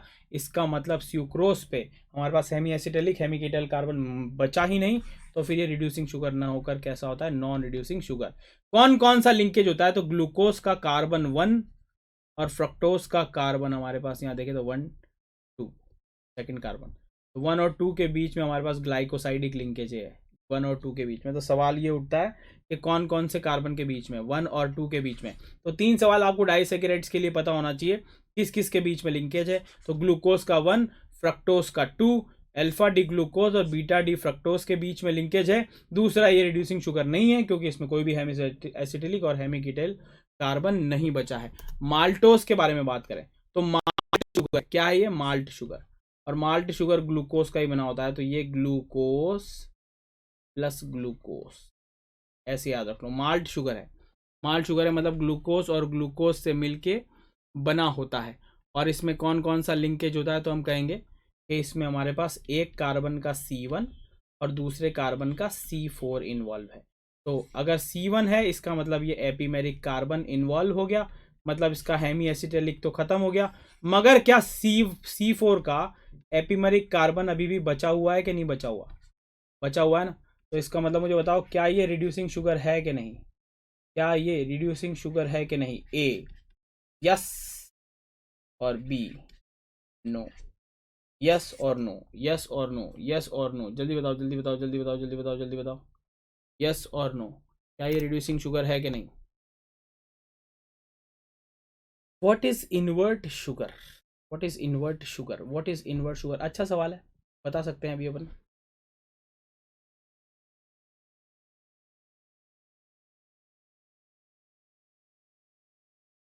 What is invert sugar? What is invert sugar? Invert sugar का मतलब होता है दोस्तों कि कॉन्फ़िगरेशन पलट जाए, है ना। जैसे कि मान लो पहले आपने कंपाउंड लिया और वो डेक्स्ट्रो रोटेटरी था, और बाद में थोड़ी देर बाद देखा तो सॉल्यूशन जो है वो कैसा हो गया? लीवो रोटेटरी बिहेव करने लग गया। तो उसको क्या बोलते हैं अपन? क्या बोलते हैं? इन्वर्ट शुगर बोलते हैं। क्या बोलते हैं उसको? इन्वर्ट शुगर बोलते हैं। तो ये अच्छा सवाल पूछ लिया कि इन्वर्ट शुगर क्या होता है, तो अपन यहाँ बात कर लेते हैं। जैसे कि मान लो स्यूक्रोस है, तो C12H22O11, इसको अपन ने पानी में डाला। तो सबसे पहले क्या होता है कि अगर स्यूक्रोस आपने बॉटल में लिया, तो उसका जो अल्फा होता है वो होता है +66.6, मतलब वो कैसा होता है? Dextro rotatory. अब जैसे आप उसको पानी में डालोगे, ये क्या हो जाएगा? ये टूट जाएगा अपने C6H12O6 मतलब ग्लूकोज में, और प्लस हमारे पास C6H12O6 हमारे पास कैसा हो गया? फ्रक्टोज। ग्लूकोज जो होता है दोस्तों, वो हमारे पास कैसा है? ये हमारे पास इसका अल्फा हमारे पास +52.7 होता है, और इसका फ्रक्टोज का हमारे पास होता है -92.2। तो अब जब अपन ने शुरू में बीकर में ये डाला था, जैसे किसी ने पूछ लिया मुझसे इन्वर्ट शुगर क्या है, तो उसका जवाब दे रहा हूँ। तो जब आपने बीकर में सबसे पहले शुगर डाला स्यूक्रोस, तो वो कैसा था? हमारे पास +66 था। और जैसे जैसे समय बीतता जाएगा, ये कन्वर्ट होता जाएगा अपने मोनोमर्स में। और इसमें अगर मैं बात करूँ तो ये +52 है, और ये हमारे पास -92 है। तो इसका मतलब ये ज़्यादा रोटेट कर रहा होगा, तो ओवरऑल जो कंपाउंड हो जाता है वो कैसा हो जाता है? लीवो रोटेटरी, है ना। कैसा हो जाता है दोस्तों? लीवो रोटेटरी हो जाता है। इसका मतलब हमने जब शुरू में बीकर में लिया था, ये मानकर कि वो स्यूक्रोस था, वो तो डेक्स्ट्रो रोटेटरी था, और हम 2-4-5 घंटे बाद आए तो फिर ऑप्टिकल रोटेशन क्या हो गया? पलट गया, क्योंकि वो तो टूट गया ग्लूकोज और फ्रक्टोज में, और फ्रक्टोज का जो लीवो रोटेशन था वो ज़्यादा था compare to the what? Dextro rotation. तो समझ थोड़े समय बाद हमने फिर पीपीएल पास किया उसी सुक्रोज के सॉल्यूशन में, तो अब सॉल्यूशन हमें लीवर रोटेट करते हुआ दिखा। इसका मतलब इन्वर्ट हो चुका है कॉन्फ़िगरेशन, इसलिए ऐसी शुगर जिसको सुक्रोज हम बोल रहे हैं उसको क्या बोलते हैं अपन, इन्वर्ट शुगर बोलते हैं। बहुत बहुत बहुत बढ़िया है। हाँ, LEAVO, तो लीवर रोटेटरी। क्लियर है? तो माल्टोज हमारे पास हो गया। नेक्स्ट कोई मुझे बताएगा कि लैक्टोज किस किस से मिलके बना होता है, जल्दी से मुझे बताओ। जो सबसे पहले जवाब देगा उसको मिलेगा मेरे साथ 2 रात और 2 दिन का गोवा का स्टे। तो देखो जरा, लैक्टोज है ना, तो लैक्टोज है तो इसका मतलब हमें ये तो पता चल जाता है कि जितनी भी कहानियां अभी तक अपन ने रची है उसमें ग्लूकोज तो है ही, बस अंतर ये आ जाता है कि ग्लूकोज के साथ लैक्टोज और आ जाएगा, और वो लैक्टोज कौन सा हो जाएगा, गैल लैक्टोज। तो हमारे पास ये किस किस से मिलकर बना है, लैक्टोज, ग्लूकोज और गैलेक्टोज से मिलकर बना है। क्लियर है? बोलो बोलो बोलो बोलो बोलो बोलो बोलो बोलो बोलो। हाँ, ये भी एक अच्छी कहानी है कि ये भी पता होना चाहिए कि आपको किस किस से मिलके बना है। C1 और C4 का लिंकेज क्या है, तो बिल्कुल सही बोल रहे हो। यहाँ पर हमारे पास C1 अल्फा डी ग्लूकोस और ये हमारे पास C4 अल्फा डी गैलेक्टोस। अब फिर से वही सवाल है हमारे पास, क्या ये रिड्यूसिंग शुगर है कि नहीं, रिड्यूसिंग शुगर है कि नहीं, है या नहीं। और अगर मान लो तुम्हारा आंसर है यस, पहले तो मुझे बता दो यस और नो, क्या ये इन्वर्ट शुगर है कि नहीं। Yes, it is reducing sugar. क्या ये रिड्यूसिंग शुगर है, हाँ। क्या ये रिड्यूसिंग शुगर है, हाँ। तो अगर तुम्हारा आंसर यस है, तुम्हारा आंसर आ चुका है यस, तो इतनी चीज़ें आपको कैसे याद रहती है दोस्तों, जब आपको इतनी चीज़ें याद रखने के पैसे मिलने लग जाए तो आपको चीज़ें याद। अभी क्या हो रहा है, तुम लोगों को पैसे देने भी पड़ रहे हैं और याद भी रखना पड़ रहा है। दो चीज़ें कैसे करें, या तो आपको पैसे मिलने लग जाए तो आपको चीज़ याद हो जाती है, तो मुझे इसलिए याद हो जाती है क्योंकि मुझे समझ में आ गया। ठीक है दोस्तों, इसके लिए प्री रिक्विजिट होना चाहिए। ये टॉपिक मैंने इसीलिए थ्योरेटिकल ज़्यादा रखा है क्योंकि इसमें बहुत सारी चीज़ें हैं जो बच्चों को याद नहीं रहता है, इसलिए मैंने ये जानते हुए कि हो सकता है कि ये थोड़ा सा आपको बोरिंग लगे, लेकिन हमने थोड़ा सा थ्योरेटिकल ज़्यादा रखा है ताकि आप इसे गेन करके लेके जाएं। सर ये क्या बोलती है, सच बात है ना दोस्तों, जब जब आप टीचर बन जाते हो तो आपको आपको उसके बदले पैसे मिलने लग जाते हैं पढ़ाने के बदले। जब आप स्टूडेंट होते हो तो पैसे देते भी हो और फिर उसके बाद जो है पढ़ना भी पड़ता है। तो जब आप टीचर बन जाओगे तो आपको भी याद हो जाएगा, कहने का मतलब ये है। सर इसमें निंजा ट्रिक बता दो, यही तो थी निंजा ट्रिक, ग्लूकोस और गैलेक्टोस याद रखने की तरीका। अब सवाल यह है कि मुझको बताओ कि अगर मान लो ये रिड्यूसिंग शुगर है तो किसकी वजह से है, ग्लूकोज की वजह से है रिड्यूसिंग शुगर या फिर गैलेक्टोज की वजह से, किसकी वजह से रिड्यूसिंग शुगर है। Option A glucose, option B galactose. वाह SB, बेटा उतने देते हैं जिससे कि दाल रोटी चल जाए, ग्लूकोज की वजह से या गैलेक्टोज की वजह से। तो ये दोस्तों जो पढ़ के आया है उसको बिल्कुल क्लियर हो रहा है कि C1 का हमारे पास एपीमेरिक कार्बन जो है वो ख़त्म हो चुका है क्योंकि वो बॉन्ड फॉर्मेशन में पार्टिसिपेट कर लिया, तो इसका हेमी एसिटिलिक कार्बन जो है वो समाप्त हो चुका है। मगर ये C4 से कर रहा है तो इसका C1 बचा हुआ होगा, और इसका C1 बचा हुआ होगा तो फिर वो हमें रिड्यूसिंग शुगर होने पर मजबूर कर देगा। तो बिल्कुल सही बोल रहे हो तुम, इसका आंसर क्या होने वाला है, गैलेक्टोज होने वाला है। अब अपन जो है थोड़े से सवाल कर लेते हैं क्योंकि सवाल से ही चीज़ें समझ में आती है ना।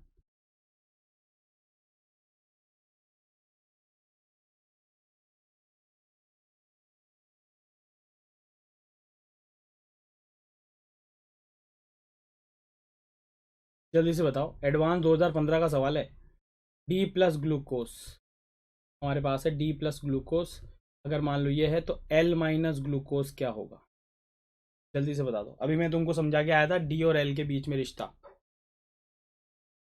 Polymers are waiting for us. हाँ तो बस अब अपन पॉलीमर के बारे में बात करेंगे, बहुत ही क्रिस्प रखेंगे पॉलीमर्स को। उससे पहले अमीनो एसिड की ट्रिक आने वाली है जिसमें आप असेंशियल अमीनो एसिड और नॉन असेंशियल अमीनो एसिड के बीच में डिफरेंस सीखेंगे। नहीं दोस्त, पढ़ना तो पूरा पड़ेगा क्योंकि मेरे पास 90 मिनट है, तो मैं सब कुछ कवर नहीं कर सकता, मगर मैं मैक्सिमम कवर करके और इम्पॉर्टेंट चीज़ें बताने की कोशिश कर रहा हूँ तुमको। तो बहुत बाकी है ना। नहीं, अब अपन अमीनो एसिड पढ़ेंगे, अमीनो एसिड के बाद जो है वो अपन पॉलीमर पढ़ेंगे।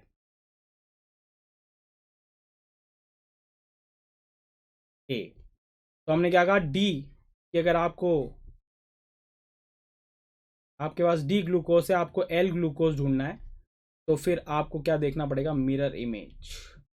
और मिरर इमेज में अगर ये पॉजिटिव है तो ये एल जो है वो हमेशा कैसा होने वाला है, नेगेटिव होने वाला है। और डी नेगेटिव है तो उसकी मिरर इमेज क्या होएगी, एल पॉजिटिव होएगी। ये बहुत इंपॉर्टेंट बात है दोस्तों, याद नहीं होती किसी को, समझ में नहीं आता तो आप इसकी क्या देख लें, मिरर इमेज देख लें। और इसकी मिरर इमेज देख ले तो हमारे पास क्या हो जाने वाला है, एग्जैक्ट इसका मिरर इमेज, ओ एच इधर, ओ एच इधर, एच इधर, एच इधर, ओ एच इधर, ओ एच इधर, ओ एच इधर, ओ एच इधर, ईस्ट वेस्ट। तो आंसर क्या हो जाएगा, है ना, है ना। तो हमारे पास डी और एल, बस ये याद रखना, डी ग्लूकोज की मिरर इमेज एल ग्लूकोज होगी, मगर अगर ये पॉजिटिव होगा तो ये क्या होने वाला है, नेगेटिव होने वाला है, क्योंकि दोनों के बीच में रिश्ता क्या कहलाता है, एनेंटियोमर्स का। तो आंसर यहाँ क्या हो जाएगा दोस्तों, क्लियर है, क्लियर है, बोलो बोलो बोलो बोलो बोलो बोलो बोलो बोलो बोलो बोलो बोलो बोलो बोलो, है ना। ये सब चीज़ें अपन पढ़ चुके हैं दोस्तों, है ना। चलो ये सवाल कर लेते हैं, alpha D glucose and beta D glucose differ from each other due to difference in one of the carbon with respect to what, with respect to its number of O H. क्या alpha और D में number of H का, O H का difference होता है, configuration का होता है, कन्फर्मेशन का होता है, या साइज ऑफ हेमीएसिटिल रिंग का होता है। सर नोट से क्वेश्चन बन जाएंगे दोस्तों, क्वेश्चन जितना अपन पढ़ रहे हैं उसके क्वेश्चन हमारे बन जाने चाहिए, ये इंपॉर्टेंट बात है दोस्तों, कि अपना जो 90 मिनट्स का सेशन है वो वैसा होना चाहिए कि आपको उसमें से कोई प्रॉब्लम ना हो कि यार इतना मैंने पढ़ा था और इतना क्रिस्पली मुझे पता है ये सब। बाकी तो 90 मिनट्स में अपन सब कुछ कवर नहीं कर सकते, है ना। तो इसका मतलब आंसर क्या हो जाने वाला है, बॉम्बे बॉम्बे बॉम्बे बॉम्बे बॉम्बे बॉम्बे, बैंगलोर, बैंकॉक, वाह। तो हमारे पास आंसर क्या हो जाएगा, क्या हो जाएगा, बॉम्बे, है ना। अब अपने पास जो है वो समय, हमारे पास समय कम है, तो हम बात करते हैं किसका, अमीनो एसिड का। तो जल्दी से अपन बात कर लेते हैं amino, amino acid, amino acid, amino acid के बारे में बात कर लेते हैं फिर, ताकि तुरंत अपन फिर उसके बाद पॉलीमर के बारे में बात करेंगे, है ना। तो जल्दी से बात कर लेते हैं अमीनो एसिड की। तो अमीनो एसिड जो है, अल्फा अमीनो एसिड दो तरीके का है, और वो अमीनो एसिड है हमारे पास कौन कौन से, एक तो है हमारे पास असेंशियल अमीनो एसिड, एसेंशियल, और एक है हमारे पास नॉन एसेंशियल। एसेंशियल और नॉन एसेंशियल क्यों क्यों है, अब मुझे बताओ जल्दी से, मैं अब तुमसे पूछ रहा हूँ एसेंशियल और non essential. Essential amino acid, amino acids are those which are produced by our body, हमारी बॉडी जिसे प्रोड्यूस कर सकती है वो कहलाते हैं एसेंशियल अमीनो एसिड। ट्रू या फॉल्स, जल्दी बताओ। Essential amino acids are those which are produced by our body, false या सेमी एसेंशियल के बारे में अभी हम बात, हमारे सिलेबस में भी नहीं, हम बात भी नहीं करेंगे। फॉल्स दोस्तों, हम मनुष्य हैं और मनुष्य हमेशा उन्हीं चीज़ों को एसेंशियल मानता है जो उसे नहीं मिलती है। तो हमारी बॉडी अगर इसे बना रही होती तो फिर हम इसे क्या एसेंशियल थोड़ी कहते हैं, घर की मुर्गी दाल बराबर हो जाता, फिर ठीक है अब बॉडी बना ही रही है तो फिर हमारे लिए एसेंशियल क्यों हुआ। तो एसेंशियल हमारे, हम मनुष्य हैं, हम उसी चीज़ को एसेंशियल मानते हैं जिसे हम हासिल नहीं कर पाते या जिसको हासिल करना मुश्किल होता है। तो इसका मतलब कि ये फॉल्स है, उल्टा है। एसेंशियल वो है जो हमें डाइट से लेने होते हैं, मतलब हमारी बॉडी नहीं बनाती है। नॉन एसेंशियल वो है जो हमारी बॉडी खुद बना लेती है या फिर उसका प्रिकर्सर होता है तो उससे कन्वर्ट कर लेती है। तो इसका मतलब ये हमारे पास हो गया फॉल्स, और यहाँ पर हमारे पास असेंशियल अमाइनो एसिड बहुत सारे हैं। सर वाह बेटा वाह, एस बी पढ़ने के अलावा तो सब कर रहा है मतलब। तो कौन कौन से हैं जरा मुझे बताओ, कौन कौन से हैं, कोई एक एक नाम लेते जाओ, कोई एक एक नाम देते जाओ कि कौन कौन से असेंशियल है, सिर्फ असेंशियल के बारे में बात कर लेते हैं। वेलिन दूसरा, ल्यूसिन, तीसरा आइसोल्यूसिन। फिर हम इसकी ट्रिक बनाएंगे, फिर हम इसका न्यूमोनिक बनाएंगे। पहले अपन इसका नाम लिख लेते हैं, ल्यूसिन आइसोल्यूसिन। और बताओ, ल्यूसिन आइसोल्यूसिन मिथियोनाइन। और बताओ पांचवा, जल्दी बोलो, हिस्टिडिन।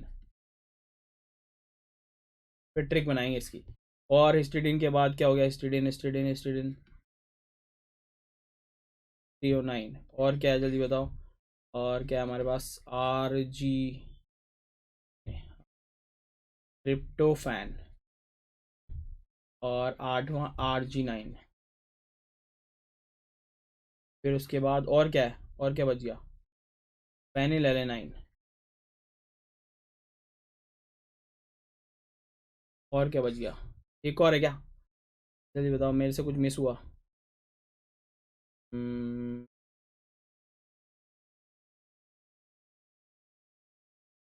Lysine, yes. ठीक है, तो अब हमारे पास ये हो गया, ये असेंशियल अमीनो एसिड। ऐसे तो 20 है हमारे पास अमीनो एसिड, पर ये कैसे हैं, असेंशियल अमीनो एसिड है। ठीक है, तो अगर मान लो मुझे ये याद रखना है तो सिर्फ हमें इसको छोड़ देते हैं, बाकी अपन सारी ट्रिक बना लेते हैं। तो ट्रिक बना लेते हैं, आई सॉ लूसी। लूसी जो है, अब इसमें तुम वो मत लगाना यार प्लीज, कि इसमें तुम जो है वो लॉजिक लगाने लग जाओ। हम न्यूमोनिक्स बना देते हैं, आई सॉ लूसी मैट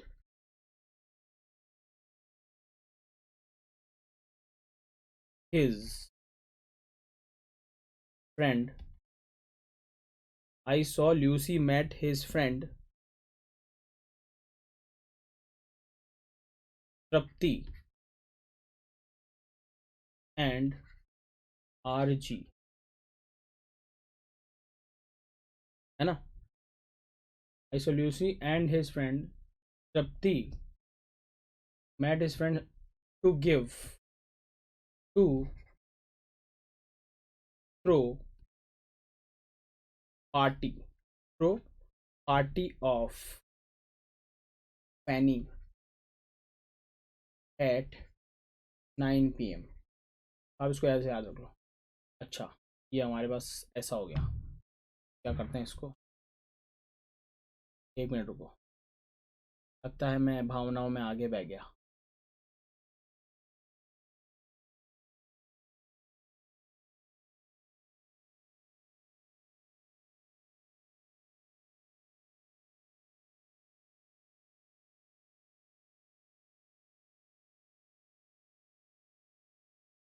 ये है हमारी ट्रिक, है ना। तो I saw Lucy met his friend Tripti and RG to throw party of Fanny. Fanny जो है एक तरीके की ड्रिंक होती है दोस्तों, जो कि विदेश में मिलती है, एट 9 PM। तो इसको याद कर सकते हैं, I saw Lucy. I saw Lucy मतलब ल्यूसिन, आइसो ल्यूसी मतलब आइसो ल्यूसिन, मैट मतलब मिथियोनिन, हिज मतलब हिस्टिडिन, ट्रिप्टी मतलब ट्रिप्टोफैन, आरजी मतलब आर्जिनिन, थ्रियो 9 मतलब थ्रियोनिन, फैनी मतलब फेनिल एलेनिन, है ना। और इसके साथ फैनी मतलब फेनिल एलेनिन, है ना। और इसके साथ आपको एक चीज़ और याद रखनी पड़ेगी, और वो है लाइसी। तो I saw Lucy Matt is friend Tripti and RG to throw party of Fanny. Funny एक तरीके का ड्रिंक होता है, तो वो गोवा में मिलता है, एट 9 PM। तो याद करने की तरीका मैंने फिर से बता दिया, leucine isoleucine methionine histidine tryptophan arginine threonine phenyl alanine, है ना। और लास्ट में आपको याद रखना है लाइसिन। सर ये क्या है, तो इस तरीके से अगर, अब देखो क्या होता है ऐसे सवाल में, क्या करें, ऐसे सवाल में क्या होता है, आपको ये सवाल पूछा जाएगा, which of the following are non essential amino acid. तो अगर आपको ये पूछ लिया जाए which of the following are non essential amino acid, तो फिर आपको एसेंशियल तो याद है ही, तो बस उस कहानी में से आप ढूंढ लो कि कौन कौन एसेंशियल नहीं है, तो आप नॉन एसेंशियल को आंसर कर सकते हो। इसका एक और जो है वो आपको क्लासिफिकेशन याद होना चाहिए कि किस में फंक्शनल ग्रुप OH है, किस में फंक्शनल ग्रुप सल्फर है। जेई मेंस में पूछा गया सवाल है दोस्तों ये, किस में हमारे पास फंक्शनल ग्रुप एल्कोहल है, किस में सल्फर है, ये सब। कोकोनट में लस्सी मिला के, वाह, हाँ बिल्कुल सही बोल रहा तू, कोकोनट में लस्सी मिला के। नेक्स्ट जो है वो हमारे पास आइसो इलेक्ट्रिक पॉइंट, इस पर भी सवाल पूछा जाता है दोस्तों। आइसो इलेक्ट्रिक पॉइंट पर सवाल पूछा जाता है। अब अगर मैं अल्फा अमाइनो एसिड के बारे में बात करूँ तो यहाँ पर हमारे पास एक तो होता है C डबल बॉन्ड OH, एक होता है लेट्स से NH2, और यहाँ हमारे पास H होता है, और यहाँ पर हमारे पास R होता है ना। तो यहाँ पर हमारे पास C डबल बॉन्ड OH होता है, इसका अपना एक pK होता है और अपना इसका एक pK होता है। इसका NH2 का pK लगभग 9 के आसपास होता है, इसका pK लगभग 2 के आसपास होता है। तो आइसो इलेक्ट्रिक पॉइंट का वैल्यू होता है pKa 1, मतलब इसका pK, एसिड का pK, और फिर pKa2 इसका pK डिवाइड बाई 2। तो ये वो पॉइंट होता है आइसो इलेक्ट्रिक पॉइंट जहाँ पर अगर मान लो मैं इलेक्ट्रोड लगाऊं और यहाँ पर अगर मैं अमीनो एसिड डाल दूं तो ना तो वो पॉजिटिव की तरफ मूव करे ना ही वो नेगेटिव की तरफ मूव करें।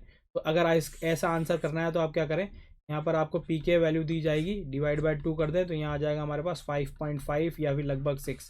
तो यूजुअली जो अमीनो एसिड होते हैं ना उनका पीके आइसो इलेक्ट्रिक पॉइंट होता है लगभग 6, 5.5 से 6। मतलब इस पर्टिकुलर, इसकी बात करें आइसो इलेक्ट्रिक या इस पर्टिकुलर पीएच पर अगर मैं बात करूं तो हमारे पास अमीनो एसिड ना तो एनोड की तरफ मूव करते हैं ना ही कैथोड की तरफ मूव करते हैं, तो ज्विटर आयन फॉर्म में रहते हैं। ये बिल्कुल एक सवाल आपसे पूछा जा सकता है, समझ में आ गया। नेक्स्ट जो है वो पेप्टाइड बॉन्ड्स एंड प्रोटीन्स। इसमें हमें जो याद रखनी है वो है स्ट्रक्चर ऑफ प्रोटीन, और स्ट्रक्चर ऑफ प्रोटीन्स में भी सवाल मेंस में पूछा गया है, और वो है हमारे पास किस तरीके की स्ट्रक्चर जो है वो प्रोटीन्स की होती है। तो एनसीईआरटी में मेंशन है दोस्तों कि हमारे पास सिंपल प्रोटीन होते हैं, फिर उसके बाद सेकेंडरी प्रोटीन्स होते हैं, और फिर टर्शरी प्रोटीन्स होते हैं। तो सवाल ये पूछा गया है कि हमारे पास जो प्रोटीन्स हैं उनकी फॉर्म्स क्या क्या होती है। तो उस फॉर्म के बारे में बात कर लेते हैं दोस्तों जल्दी से प्रोटीन्स में। तो अगर मैं बात करूँ प्रोटीन्स की तो हाँ, क्या चल रहा है दोस्तों, जल्दी बताओ जल्दी बताओ जल्दी बताओ।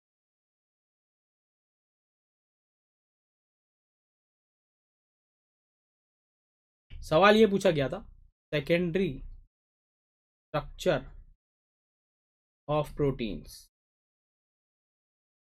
दो तरीके की होती है। एक तो होती है इसमें, एक तो अल्फा हेलिक्स स्ट्रक्चर होती है, और एक होती है हमारे पास क्या, beta beta beta beta alpha helix और beta pleated, beta pleated alpha helix structure होती है और बीटा प्लीटेड। तो ये अल्फा हेलिक्स स्ट्रक्चर तो ये होती है जिसमें अमीनो एसिड एक दूसरे से जुड़ते रहते हैं और इनके बीच में हमारे पास क्या होता है, हाइड्रोजन बॉन्डिंग। मेंस में पूछा गया बीटा प्लीटेड स्ट्रक्चर कैसी होती है। बीटा प्लीटेड स्ट्रक्चर कुछ ऐसी होती है। प्लीटेड क्यों बोलते हैं, अगर आपने देखा होगा मम्मी जब साड़ी बनाती है तो ऐसे प्लीट्स बनाती हैं, ऐसे ऐसे करके प्लीट्स। तो जो प्लीट्स बनती है वो कहलाती है प्लीट्स। तो प्लीट्स में क्या होता है कि एक फॉर्म और दूसरी लेयर के बीच में क्या होती है, हाइड्रोजन बॉन्डिंग होती है। लेट्स से ये हमारे पास अमीनो एसिड की चेन है, इनके बीच में क्या होता है, हाइड्रोजन बॉन्डिंग होती है। तो ये तो 3D स्ट्रक्चर है, और ये हमारे पास कैसी होती है, 2D स्ट्रक्चर होती है। तो प्लीटेड बोलते हैं, जैसे प्लीट्स होते हैं ना साड़ी में वैसे प्लीट्स होती हैं, तो उसको बोलते हैं बीटा प्लीटेड स्ट्रक्चर। तो ये हमारे पास होता है किसमें, अमाइनो एसिड में, है ना। तो ये हमारे पास है प्रोटीन्स। प्रोटीन्स के बारे में बाद हम बात कर लेते हैं, और वो है हमारे पास होमोपॉलीमर और कोपॉलीमर। तो इस बारे में अब आप जानते हैं, तो पॉलीमर आ गया अब हमारे पास, है ना। मोनो हमने ख़त्म कर लिया कार्बोहाइड्रेट। अब अपन बात कर लेते हैं पॉलीमर्स की। तो पॉलीमर्स के बारे में बात करें तो हम जानते हैं कि पॉलीमर दो तरीके के हैं, एक तो है हमारे पास होमोपॉलीमर और एक है हमारे पास कोपॉलीमर। कोई मुझे बताएगा कि what is the major difference between homopolymer and copolymer. जल्दी से चैट बॉक्स में लिख दो कि क्या क्या डिफरेंस है होमोपॉलीमर और कोपॉलीमर में। बोलो बोलो बोलो बोलो बोलो बोलो, what is difference between homopolymer and copolymer. देख रहा हूँ मैं। होमोपॉलीमर का मतलब ये होता है कि इसमें जो मोनोमर यूनिट होती है वो एक ही होती है। यस, बिल्कुल सही बोल रहे हो। मोनोमर यूनिट जो है वो सिर्फ एक होती है। जैसे कि लेट्स से एग्जांपल अगर मैं बात करूँ पॉली इथीन, तो हमारे पास वो कैसा हो गया, होमोपॉलीमर। कोपॉलीमर में मोनोमर यूनिट्स दो तरीके की या दो से ज़्यादा हो सकती है। मोनोमर यूनिट्स ये लेट्स से ए हो सकती है प्लस हमारे पास बी हो सकती है। तो दो डिफरेंट काइंड ऑफ अगर मोनोमर यूनिट्स हो गई तो उसको क्या बोलेंगे अपन, उसको बोलेंगे अपन कोपॉलीमर, है ना। तो मोनोमर और copolymer, let's say upon example ले लें यहाँ पर नाइलॉन 6 नाइलॉन 6 जो है हमारे पास वो कैसा है, हमारे पास कोपॉलीमर है। इसमें हम जानते हैं कि हेक्सामिथाइलिडीन डाइअमाइन होता है प्लस हमारे पास एडिपिक एसिड होता है। तो इसका मतलब दो डिफरेंट मोनोमर्स लेंगे तो वो क्या हो गया, कोपॉलीमर। और अदरवाइज एक ही होगा तो वो क्या कैसा कहलाता है, होमोपॉलीमर कहलाता है। जल्दी से खत्म करेंगे ना।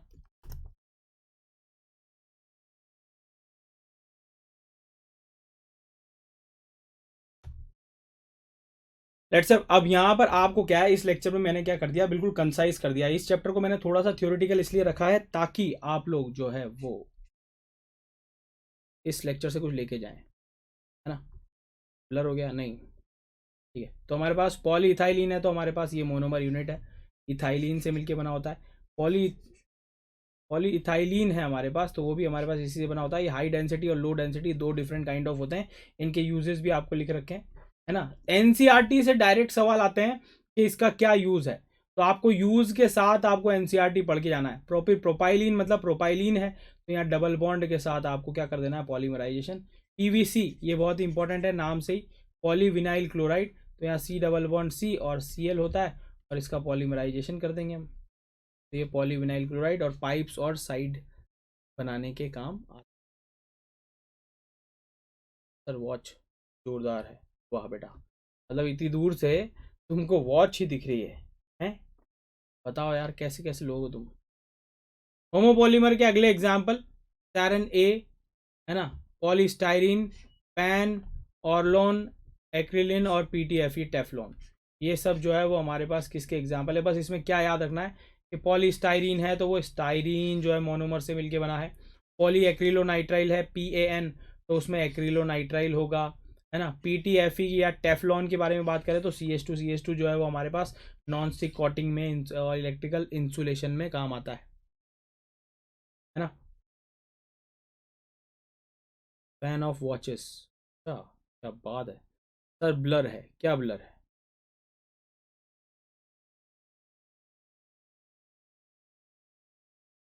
ठीक है। अब इसमें इंपॉर्टेंट जो है वो आपको मैं फिर से बता देता हूँ कौन कौन से इंपॉर्टेंट है। लेट्स अब ये हमारे पास है PVAC, पॉलीविनाइल एसीटेट। इसमें इंपॉर्टेंट क्या है, ग्लिप्टेल है, ये आपको ध्यान रखना है। नाइलॉन 6 ये आपको ध्यान रखना है। सीधे सवाल आ जाता है नाइलॉन 6 और नाइलॉन 610 में डिफरेंस क्या है, ये आपको पता होना चाहिए। ये भी छोड़ो। फिर बैकेलाइट, ये हमारे लिए बहुत इंपॉर्टेंट है। बैकेलाइट जो है वो इसमें सवाल पूछ लिया जाता है कि इसमें हमारे पास या तो पूछ लिया जाएगा फिनॉल के साथ और क्या एक्सेस में लेते हैं, तो ये आपको बैकेलाइट जो है वो आपको पता होना चाहिए। क्रॉस लिंक्ड पॉलीमर है जिससे कि स्विचेस बनते हैं, ये बहुत इंपॉर्टेंट है ना। तो ये कुछ इंपॉर्टेंट है जो कि मैं मार्क कर रहा हूँ, जो कि आपको पढ़ना चाहिए, ठीक है। अब अपने पास एक सवाल आ गया, जल्दी से सवाल कर लेते हैं। A substance from zwitter ion, zwitter ion का मतलब होता है जिसमें दो आयन्स हो, ये भी हो, बेसिक आयन भी हो और एसिडिक आयन भी हो, या फिर आप ये भी ले सकते हो। तो मुझको बताओ क्या सब्सटेंस फॉर्म ज्विटर आयन। अब हमारे पास सवाल आ गया दोस्तों, जल्दी बोलो जल्दी बोलो जल्दी बोलो। तो a substance form zwitter ion, it can have functional group. जल्दी बोलो कौन कौन से हो सकते हैं, जल्दी बोलो इसमें से कौन कौन से फंक्शनल ग्रुप हो सकते हैं। NH2C डबल बॉन्ड OH और NH2SO3H।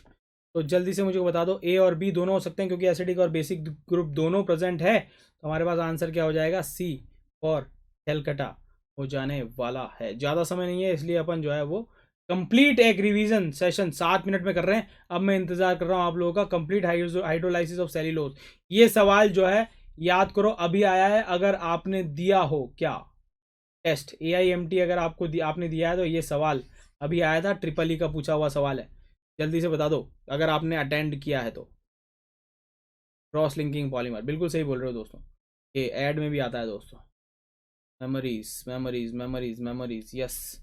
बस तुमको यही सुनाई दे रहा है कि आजू बाजू सर के क्या चल रहा है वो पता कर लो, और वॉच कौन सी है ये पता कर लो, हैं। हाँ देखो, AIEEE 2009 में एक अजीब सा सवाल पूछा, दो functional group present in the typical carbohydrate. Typical word, अब ये इंपॉर्टेंट हो गया हमारे पास क्योंकि डेफिनेशन में तो ये है पॉलीहाइड्रोक्सी एल्डिहाइड एंड कीटोन। बाप रे बाप, SB, ये कौन कौन सी नॉलेज निकाल के लेके आ रहा तू, है? बाप रे बाप, इतनी रिसर्च भाई। SB क्या नाम है आपका और आप कहाँ से हैं?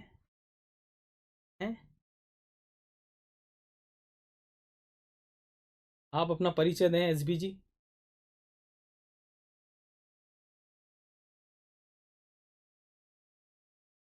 देखो दोस्तों, कुछ चीज़ें होती है जो आप ऐसे नेशनल लेवल पे चीज़ें नहीं बता सकते, फालतू फालतू बातें कर रहे हो तुम लोग। Memories favourite song, fine.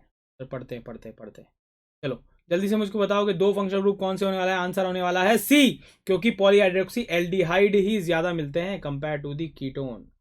है ना। देखो कैसे कैसे सवाल इसमें आए हुए हैं जो एडिनिन और इस पर डिपेंडेंट है। विच of the following vitamin is below is water soluble, 2015 में आया हुआ जेई मेंस का सवाल है। इसमें से वाटर सॉल्युबल कौन है, जल्दी बताओ जल्दी बताओ। वाटर सॉल्युबल,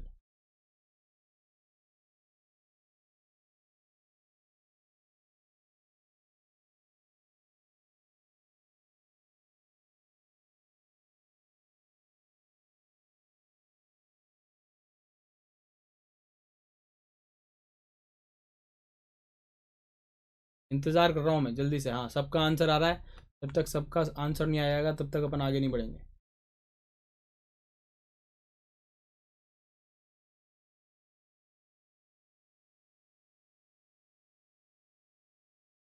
आंसर आ चुका है हमारे पास, ए डी ई के, ये होते हैं हमारे पास ऑयल सॉल्युबल।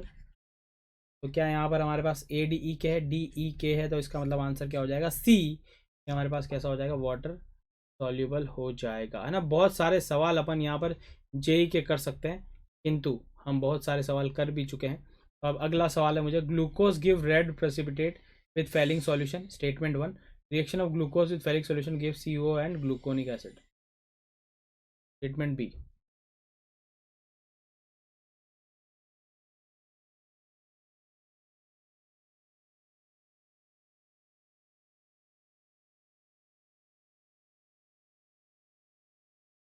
बोलो बोलो बोलो बोलो बोलो बोलो।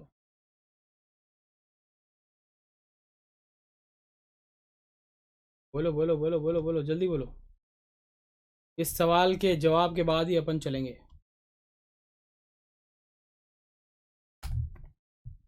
बहुत ही बेसिक सवाल है दोस्तों, बहुत बेसिक सवाल है। ये सवाल तो सबको आना ही चाहिए, क्यों, क्योंकि अपन बार बार ये सवाल कर चुके हैं।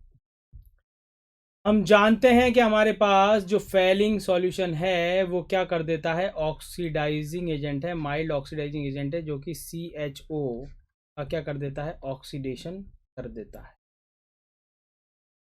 बोलो बोलो बोलो बोलो।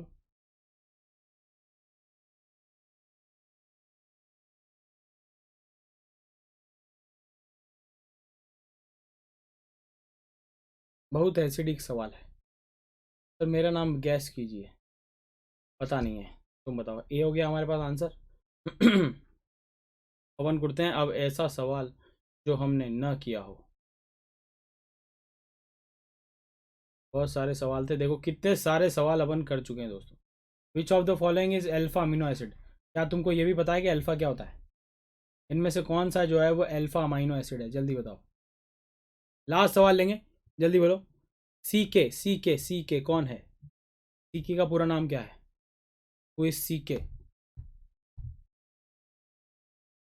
चंदन कुमार।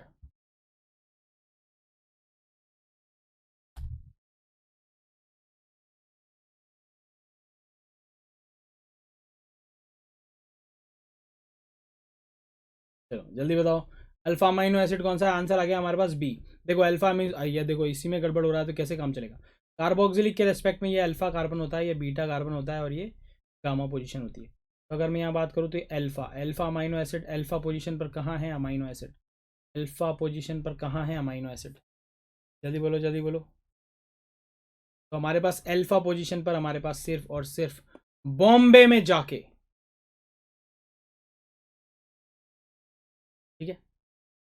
चलो तो हमारे पास ये है आज का सेशन, और इसमें अपन ने थोड़ा सा थ्योरेटिकल रखा। अपन आगे चलते हैं और कुछ एक आध सवाल और कर लेते हैं, और फिर उसके बाद आज का समापन करते हैं।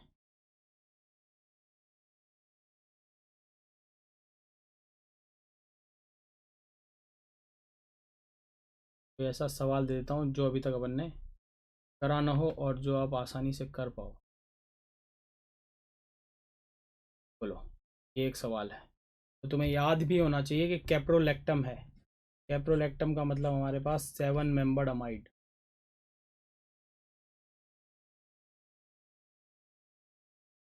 थर्ड पॉलीमर इन 10 मिनट, जल्दी बोलो।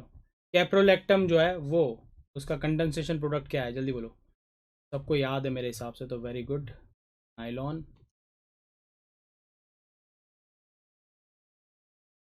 फिर से ब्लर हो गया, कोई बात नहीं, मैं भी अपनी तरफ से जवाब दे देता हूँ।